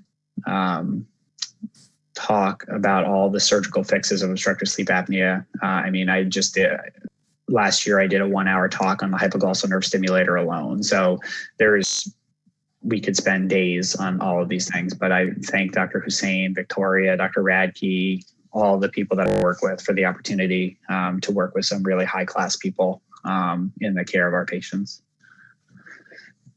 Great. Thank you so much, Dr. Compe, for your presentation. We've got a number of questions. Oh, good. Yes. Yes, we're going to jump right in. So the first one pertaining to those dental appliances, can any dentist treat those dental appliances, or is that a specific subspecialty or dentistry that referring providers need to look for? Anybody can make them. I think the bigger question is whether your dentist feels comfortable doing it. I'm not aware of any sort of specific qualifications. I'm sure there is additional training that is involved, but I have plenty of people who have dentists that have made them guards. If it's not working, I oftentimes will send them to an oral surgeon like Dr. Alonso, who really, truly knows what he's doing. Just again, you guys have probably seen patients from other sleep providers that you kind of scratch your head saying, what on earth has been happening here? So sometimes it requires a second set of eyes, but as far as I'm aware, there aren't specific qualifications. Hey, thank you, Dr. Kamke. A question about maxillary advancement surgery. How often do you refer to them? The individual asking this says that in their area, the surgeon, the ENT surgeon, insists that that is the only real treatment. Yeah. So I think that the biggest issue with me being able to offer to patients is the age. Very infrequently do I see a patient 49 and below with severe obstructive sleep apnea that's been referred to me. More often than not, they're 50s, 60s, 70s, or they're young and have relatively mild apnea. So I'd say maybe this year I've referred 2 patients to an oral surgeon for consideration of MMA, because there's a lot of wound healing and bone healing issues. And oftentimes as we get older, wound healing becomes a problem. And there's often other morbid conditions like diabetes, tobacco use that inhibit proper bone healing, which may make them not a candidate. Other things we have to look for are actually retina, micrognathia, acroglossia, large tongue, all those, if they've already got a large jaw, that's, that Jay Leno type prediction, they're probably not a great candidate. So that's where I rely on a dental professional to really help me with that. All right, next question. I heard that UP, or you with multiple P's, has a really bad post-op course. Is that true, and why? It is terrible. Just think about when you swallow and walk and breathe, everything passes by that area. When we do these surgeries, we remove redundant tissue, and then we take the muscles, the constrictors of the throat, and we suture them together, including some other muscles of swallowing and breathing. So every time you go to swallow something, the natural mechanism of the throat is to squeeze. So then you've then taken and you've sutured things and you've reduced them. So until that area heals up, it's incredibly painful. So it's about 2 to 3 weeks of the worst sore throat of your life with a small bleeding risk. So people need to be made aware of that. We have time for a couple more. Dr. Kamke, an interesting question. Genoglossal stimulation during the day for restful sleep at night. Any comments on that? Have you ever heard of that? I have not. A couple people, patients of mine, have asked whether they should have it use the nerve stimulator during the day. Honestly, the purpose is when you're laying flat and you're asleep and the dilators are relaxed. When you breathe in, that increase in intrathoracic pressure pulls everything in the oropharynx inward, which is where the stimulation is meant to fix that problem. When you're awake, the natural protective mechanism, the upper airway, the dilators, the tongue, it doesn't impact it. So unless you're talking about taking a nap and turning the stimulator on, then yes, we advise them to bring their remote with them wherever they go. But just walking up and down the street, they can just stick their tongue out at passerbys without the use of an implantable device. All right, I think we have time to squeeze in one more. And an individual with history of repaired congenital upper airway defects, such as cleft palates or lips, would surgical options be a consideration before PAP therapy if there is disordered breathing during sleep? It's a great question. I think there are several ongoing research trials for patients with Down syndrome or craniofacial anomalies. Oftentimes what we are dealing with is patient's ability to tolerate PAP therapy. And it gets back to realistic expectations. If patients have a very small mid-face, or they've had prior surgeries that have restricted their airway, we may have to dilate, take care of their nose, or worry about palatal issues, or if they've got a small hemifacial microsomia, we may have to worry about reducing the size of the tongue so that they can open up their airway to be able to tolerate PAP therapy. If you ever go to a conference for otolaryngologists or oral surgeons or anybody that deals with sleep surgery, you walk out of there sometimes more confused than when you start, because it's such an individualized patient approach that there is no right one way to do things. And this is why it takes time. And professionals like Dr. Hussain and Radke and everyone, everybody takes a very individualized approach. And I wish I had the answers. I'd be a very rich man. Well, thank you, Dr. Kamke, for speaking with us today. Greatly appreciate it. We're going to move on and introduce you to the next talk. And this is an interesting talk that I wanted for all of you to hear. And this is a sleep study report. And there are many numbers that show up in a sleep study report, and it's very confusing. And what I wanted to do is go over what a referring provider should look for. What are these numbers? What do they mean? And to tell that, no one better than Dr. Rod Radke. Dr. Radke is a professor of neurology, has been at Duke for many, many years. He's the medical director of the Duke University Hospital Sleep Lab and has many years experience in treating sleep apnea and has devised many of the protocols that we use at the Duke Sleep Disorder Center. So thank you, Dr. Radke. The floor is yours. And you're muted still. All right, Ken. Welcome, everybody. It's great to be here for the continuing saga of CME in your pajamas, kind of a new era, but it's a pleasure to be here, and I'm looking forward to talking about sleep study reports and just trying to help you understand what's in there and what numbers are reasonably important and how to help you read a sleep study report and understand where to go with things. So just in terms of disclosures, I serve as a safety monitoring committees or advisor consultants for several pharmaceutical firms, but have no relationship to the content of the talk today. I want to talk a little bit about just polysomnography first, the sleep test and how we do it and whatever, and then focus on the numbers. So why do we do sleep studies? And as everyone in the audience knows, we primarily are looking for sleep apnea, and that's when either a bed partner has witnessed apneas or there are other respiratory concerns, loud snoring, daytime sleepiness, or whatever. We also do it in individuals who have primarily present with excessive daytime sleepiness to evaluate possible contributing causes. People with unusual nocturnal behavior, dream enactment, wandering, whatever, many times we may consider polysomnography.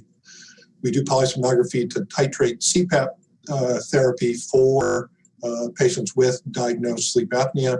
And then we also do it as a precursor to the multiple sleep latency test that we do to kind of attempt to quantify excessive daytime sleepiness. And basically there, we're just assuring adequate nighttime sleep leading up to the multiple sleep latency test.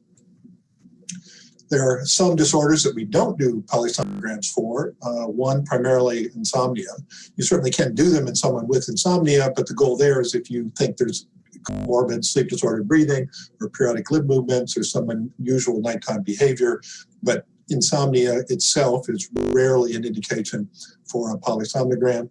And then also restless leg syndrome. Restless leg syndrome is a clinical diagnosis in the clinic at the bedside by patient history. You don't need a polysomnogram to corroborate it. Most of those people with RLS will have periodic leg movements, but you're really subjecting the patient with restless legs to their worst nightmare, which is to be chained to the bed and not be able to get up and walk around. And when we record a polysomnogram, it's usually 16 to 20 channels of physiologic recording, 3 to 6 channels of EEG, 2 channels of extraocular movement monitoring, and 1 axial EMG, which is the submental location. And those 3 variables are used to score sleep in terms of either wakefulness, stages 1, 2, or 3, or REM sleep. And the changes in those channels allow us to tell what stage of sleep the patient is in. We record an ECG, obviously looking for any cardiac arrhythmias. We put electrodes on the anterior tibialis bilaterally to record leg EMG, which is how we record changes that would be periodic leg, it will allow us to score periodic limb movements. And then we monitor respiration or ventilation by having a nasal pressure transducer in the nose. And then we usually have a single oral oral nasal thermocouple, which measures airflow, changes basically the change in air temperature as the patient breathes in and out to monitor airflow. So those two channels to monitor airflow, the nasal pressure transducer that's very sensitive to change, and then the thermocouple, which is less sensitive to ventilatory change. And then we have two basically belts that go around the thorax and the abdomen to monitor respiratory effort. We have an oximeter on them to obviously monitor O2 saturation. And then we have other variables that we monitor, including body position, snore, CPAP pressure, etc. So this is an example. I've taken out a few channels trying to make it a little more, understandable initially, but we have 3 channels of EEG here. We have the chin EMG and we have the eye movements here. And those are the things that go together to allow us to score sleep. And we're able to look at certain patterns in the sleep spindle that tells us this is stage 2 sleep. And then we have the ECG. We have the leg, left anterior tibialis, right anterior tibialis. And then down at the bottom is the ventilatory, the pressure transducer that's in the nose, the thermocouple measuring airflow, and then the thorax belt, the abdomen belt, and then the oximeter. And in this illustration, we have the PTAF showing a decrease in airflow, not quite, but you can see the oral nasal thermistor continue to show airflow, but the nasal pressure transducer shows a significant decrease. And then we get here, the patient arouses, snores, and wakes up and goes back to breathing. And so this is a hypopnea. We'll come back and talk more about that, and then usually you'll have an accompanying oxygen desaturation that usually follows by about 30 seconds. So we do the sleep study, and then the technologist scores it by hand. It's kind of hard to believe in this era of automation and computerized analysis. Computers still are not good enough at scoring sleep. So the technologist basically goes through the sleep and scores every 30-second epoch as to wake, the stage of non-REM sleep or REM sleep. They also identify arousals. And these arousals are not waking up type arousals, but they're basically identification of 3 seconds of faster EEG frequencies. So it's basically a lightening of sleep. They score the respiratory events, and we obviously take note as to what position the patient's in and what sleep stage the patient is in. They score the periodic leg movements. And then we also identify oxygen desaturations, either of 3 or 4%. And I'll revisit those criteria. And then we obviously record the ECG with heart rate, and I attempt to identify any arrhythmias. And I think Dr. Spector probably talked about the distribution of normal sleep. And so we score the sleep into stage 1, which is a very limited amount. Stage 2, which is the dominant feature of everyone's sleep. Slow wave sleep, or stage N3, or deep sleep, which is greater in a young adult and then decreases as we age. And then REM sleep, which stays stable throughout as we age, about 20 or 25% of our sleep. And to kind of illustrate the cycling of sleep, where you go to sleep and initially you go into deep sleep, and then you lighten up and go to this black bar, which represents REM, and then you cycle through non-REM and then REM 3 or 4 times during the night. And as the night goes on, you get less slow wave sleep and you get more REM sleep. As we age, young adults get a little less slow wave sleep than kids, and then as we get older, slow wave sleep is very limited.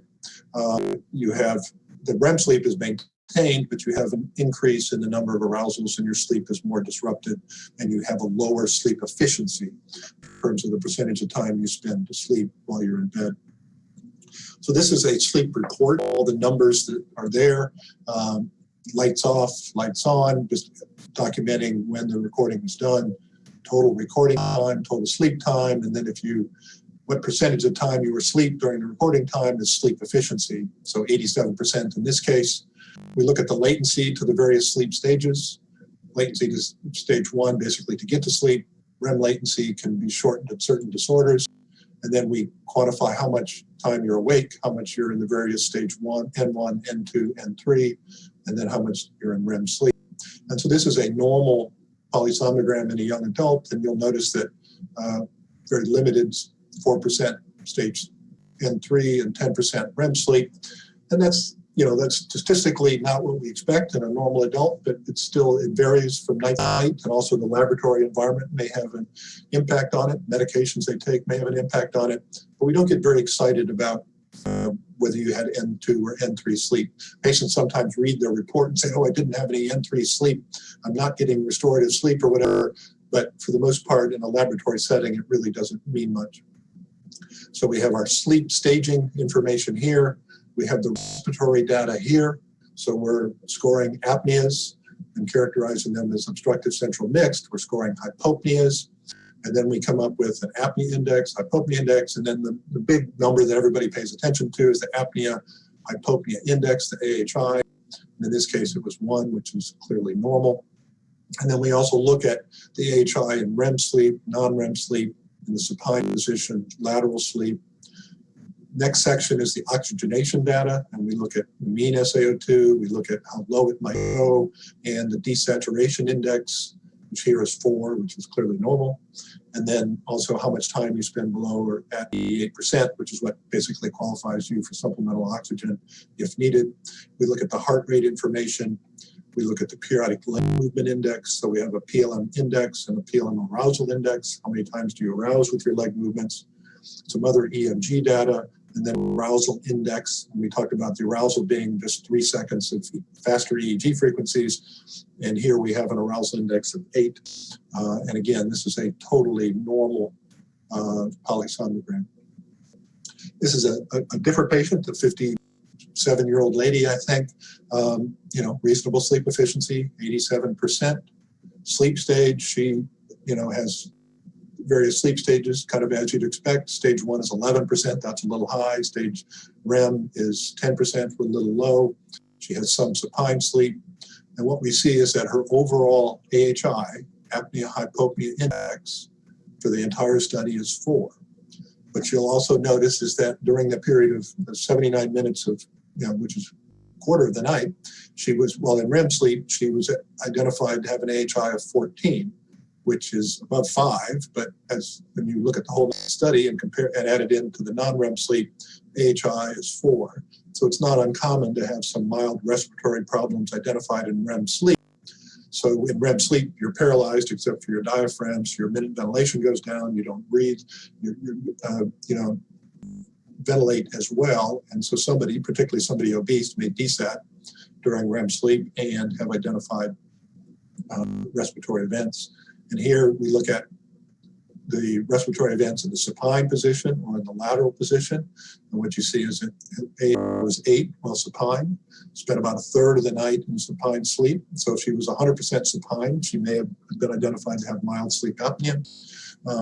And then, significantly less apnea on the lateral position. The bottom part of the report, O2 sats are normal here, but she did desat 6 times per hour. Minimum SaO2 was 89%. Nothing very exciting about that. Heart rate's normal. She had periodic leg movement index of 12 and a PLM arousal index of 0. In general, we don't, and we'll talk more about this, but this is certainly minimal evidence of PLMs and not clinically significant. And then her arousal index was 9. So again, a normal study, but with a little more borderline respiratory patterns, that still stay within the normal range. So in terms of sleep scoring and sleep staging, it's useful to look at the sleep efficiency. What percentage of the night did the patient sleep? It's useful to look at the amount of REM sleep and the amount of supine sleep, because that kind of can tell you, did we really look at them in the most vulnerable sleep stage and sleep position to evaluate how much apnea they have. And then you want to look at the arousal index as well in terms of, obviously most respiratory events arouse the patient, but the patient may have other factors at play, chronic pain, other disorders that may lead to increased arousal index and disrupted sleep. And as I alluded to, the various sleep stages, N1, N2, N3, the various proportion is not that important. The absence of REM sleep in a single laboratory recording is really not of clinical significance. And so, again, focused on a subset of the numbers that come out of the sleep scoring. talking a little bit about arousals. I mean, sometimes patients get excited about, oh, my arousal index was 30. I'm waking up 30 times an hour. That's why I feel so bad. So this is data from a study that was, in normal patients, not on medicines, no sleep complaints or whatever, who had polysomnograms. And this is the mean arousal index in the various age groups. And what you can see is a young adult may have an EEG arousal index of 10, an older adult goes up to 20 or whatever. And so these are normal arousal indexes. And these are the means, and they don't take into account plus or minus standard deviations. So if you really looked at what should be a normal arousal index at the various ages, for someone who is young, probably up to 20. For us older folks, up to 35 would be 2 standard deviations above the mean.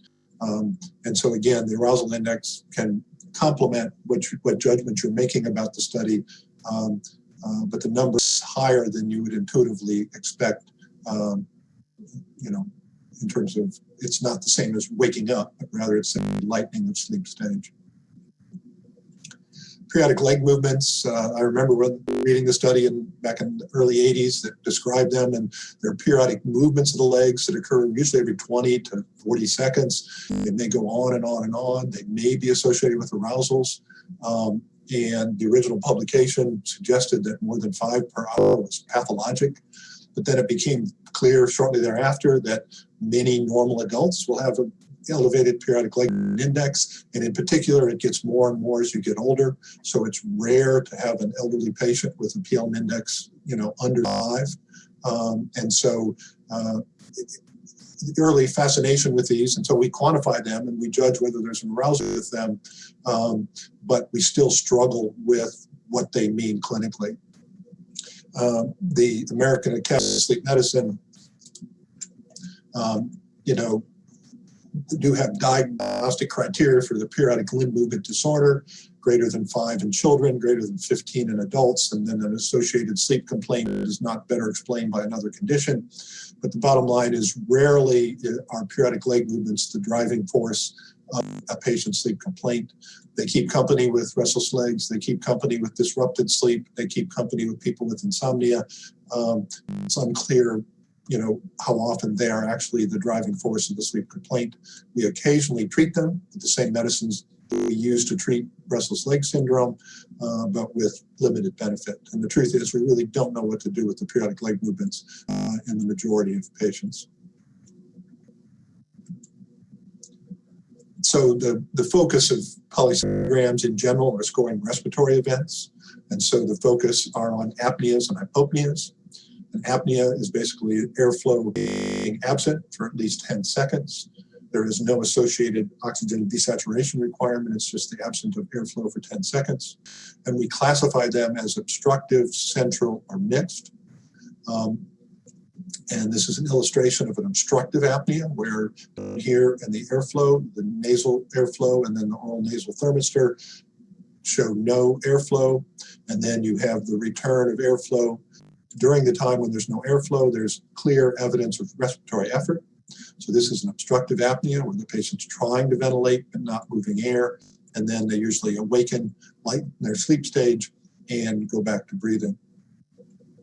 Conversely, this is a central apnea where you have the cessation of airflow again in these 2 channels, but in the thorax and abdomen, you don't see any attempt to move air. And then as soon as you start to move air, as soon as you start to make an effort to move air, you are able to move air, so that this is a central or non-obstructive apneic event.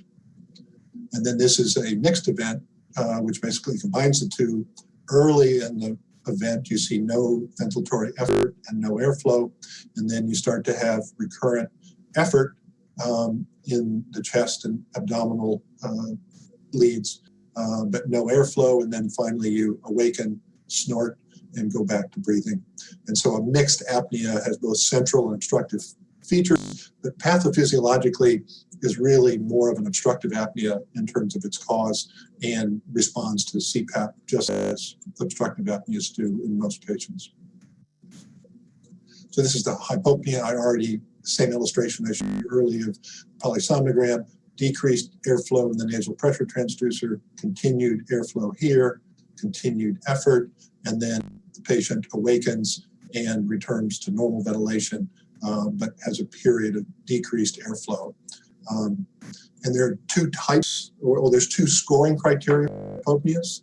There's the recommended that most of us like to use, and then there's the CMS criteria that Medicare has basically defined and is a little more restricted. Some insurance providers use the CMS criteria. Most allow us to use the recommended AASM criteria. AASM is the American Academy of Sleep Medicine. And so for hypopnea, you just have to have a visible decrease in airflow that lasts at least 10 seconds.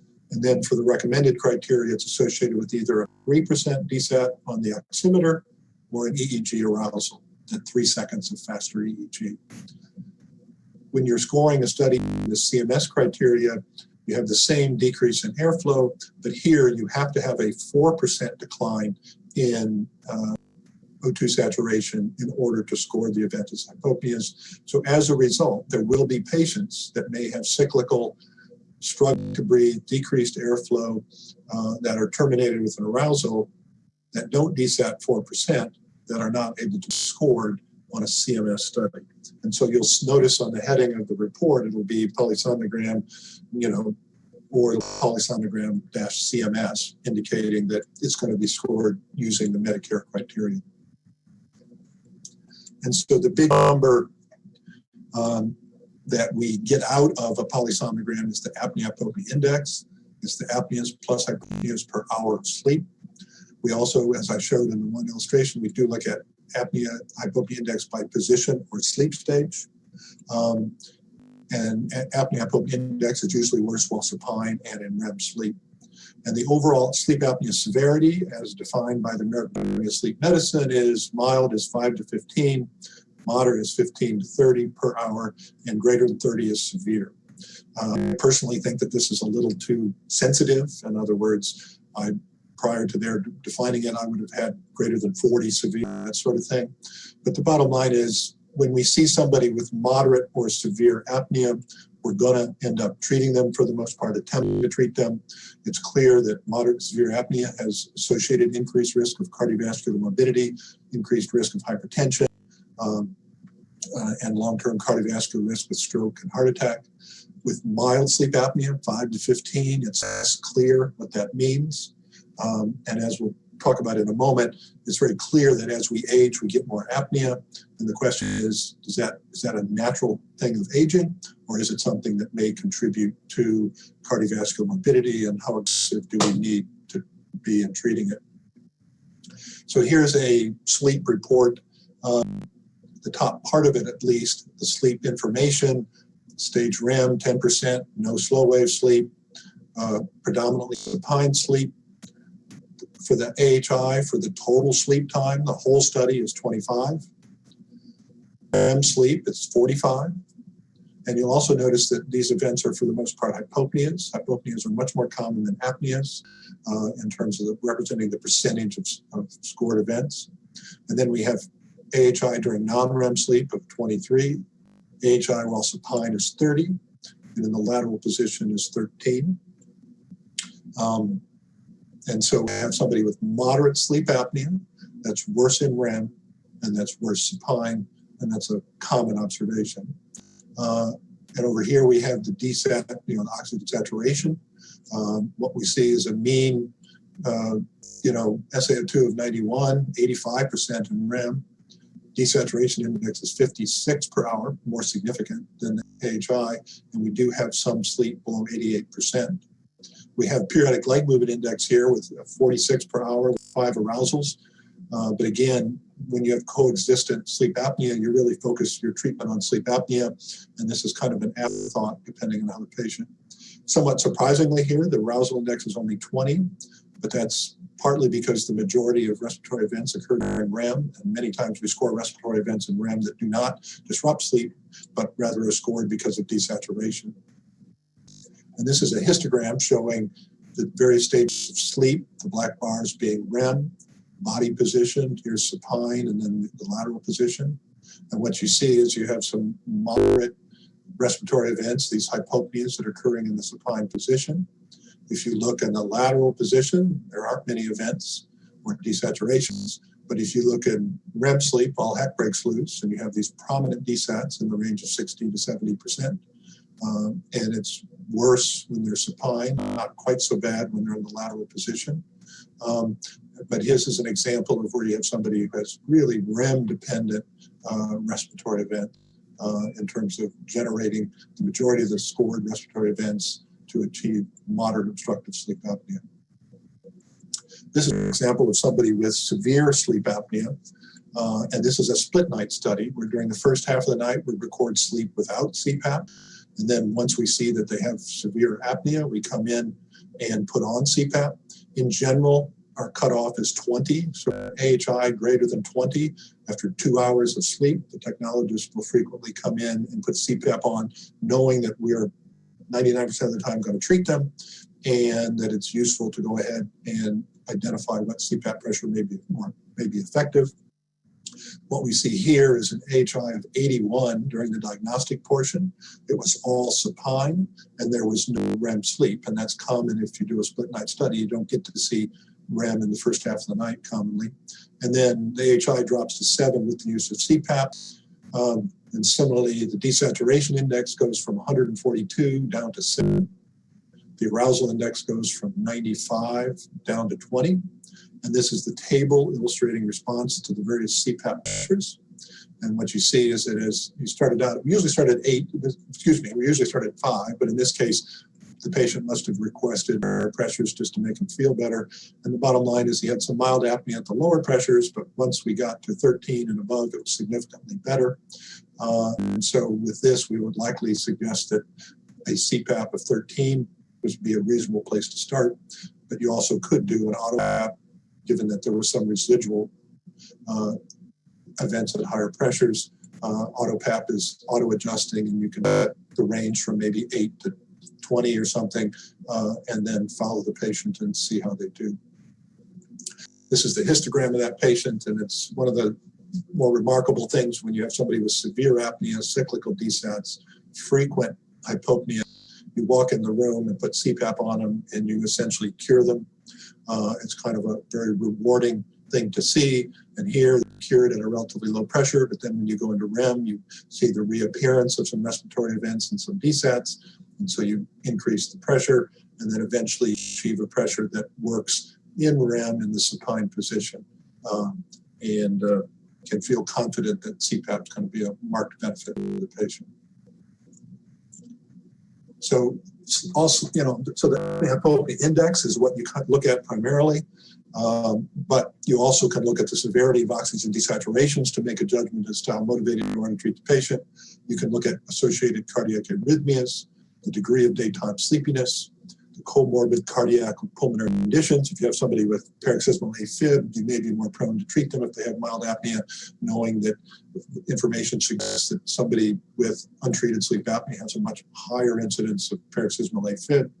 And then you also may be more motivated if the patient only slept on their side or didn't have REM sleep and had an AHI of 12 or something. You may decide that treating that person may be more appropriate because you would assume that they may be more severe if they do have REM sleep or if they do sleep in the supine position. It's important to realize that normal people have apneas and hypopneas. This is a study down out of Boston where they screened and took normal people, non-obese, no meds, no medical illness, no sleep complaint, scored them as per our recommended hypopnea criteria in different age groups. They looked at it, but the overall information is that this is the obstructive apnea index. And we don't see that many apneas, and you start to get more over the age of 65. But if you look at the apnea hypopnea index, you have an AHI of 4 at a very low, excuse me. Okay, so I'm being told that I have to move along. Finish my thought here. So AHI goes up as you get older, and clearly over the age of 50 it becomes significant, and so 5% of patients at the age of 50 who are non-complaining will have an AHI over 15, and fully 25% of an over 65 group will have an AHI in the severe range. So there is a lot of recognized apnea and hypopnea in non-complaining elderly people. And the question is, what do we do with it, and does it warrant treatment? So in closing, the apnea-hypopnea index is obviously the most important value coming out of the sleep study. The obstructive sleep apnea is frequently more severe in REM and supine sleep. Oxygen desaturations, associated cardiac arrhythmias, and elevated arousal index can also impact on your assessment of severity. But the other side of the coin is that the apnea-hypopnea index increases with age. So an AHI of 12 in someone who's 40 years old is more pathologic, if you will, than an AHI of 12 in someone who's 70. And so I'm much more likely to treat it in a 40-year-old than I am in a 70-year-old. I'll stop there and take any questions. Great, thank you very much, Dr. Radke. We're right on time. 11:05 is the time for our break. So there is a 15-minute break in the schedule. Please do take this opportunity to get a snack or something. But if Dr. Radke, you're able to stay on for just a few minutes, if anyone is interested, we can take a few questions as well. I'll start off by asking a question that has to do with periodic leg movements and restless leg syndrome. Can you briefly mention the relationship between the two? Okay, so restless leg syndrome is a clinical diagnosis that you make by talking to the patient. I mean, they talk about an uncomfortable sensation in their legs that primarily occurs in the evening, that gets worse when they're resting and quiet, and gets better with movement. Conversely, and so those patients with restless legs, many of them will have periodic leg movements on their sleep study, but we're going to treat them based on their waking clinical symptoms. Periodic leg movements is something that we can only diagnose on a sleep study, and we can quantify them and identify whether they're associated with arousal or not. And then the clinical significance of that is harder to sort out, in that if you don't have restless legs, you don't have a sleep complaint, except maybe observed snoring by your bed partner, and that's why you got the sleep study, but you have elevated periodic leg movements, we're not going to treat you. In other words, we're only going to treat if we think it's causing clinical symptoms, and it's very rare that isolated periodic leg movements are the cause of your primary sleep complaint. Next question. If a patient's TST AHI is less than 5, but REM AHI is greater than 5, should they still be treated with CPAP? So one, nobody will pay for CPAP in that setting, so they make the decision for us. But the answer is probably not. In other words, you can have a healthy young adult who has REM-related apneas with significant DSAS, but AHIs under 4 or whatever. It's kind of like, oh, I'd like to treat them and not have them have hypoxemia or whatever in REM. But the bottom line is that kind of the rigid cutoff for any third-party payer to pay for CPAP is an AHI greater than 5, and then it has to be accompanied by some comorbid symptom that may be related to sleep apnea, excessive daytime sleepiness, disrupted sleep, hypertension, mood disorder, whatever, in order to get anybody for CPAP between 5 and 15. And then if your AHI is above 15, it's consistently covered by all payers, to treat the underlying apnea.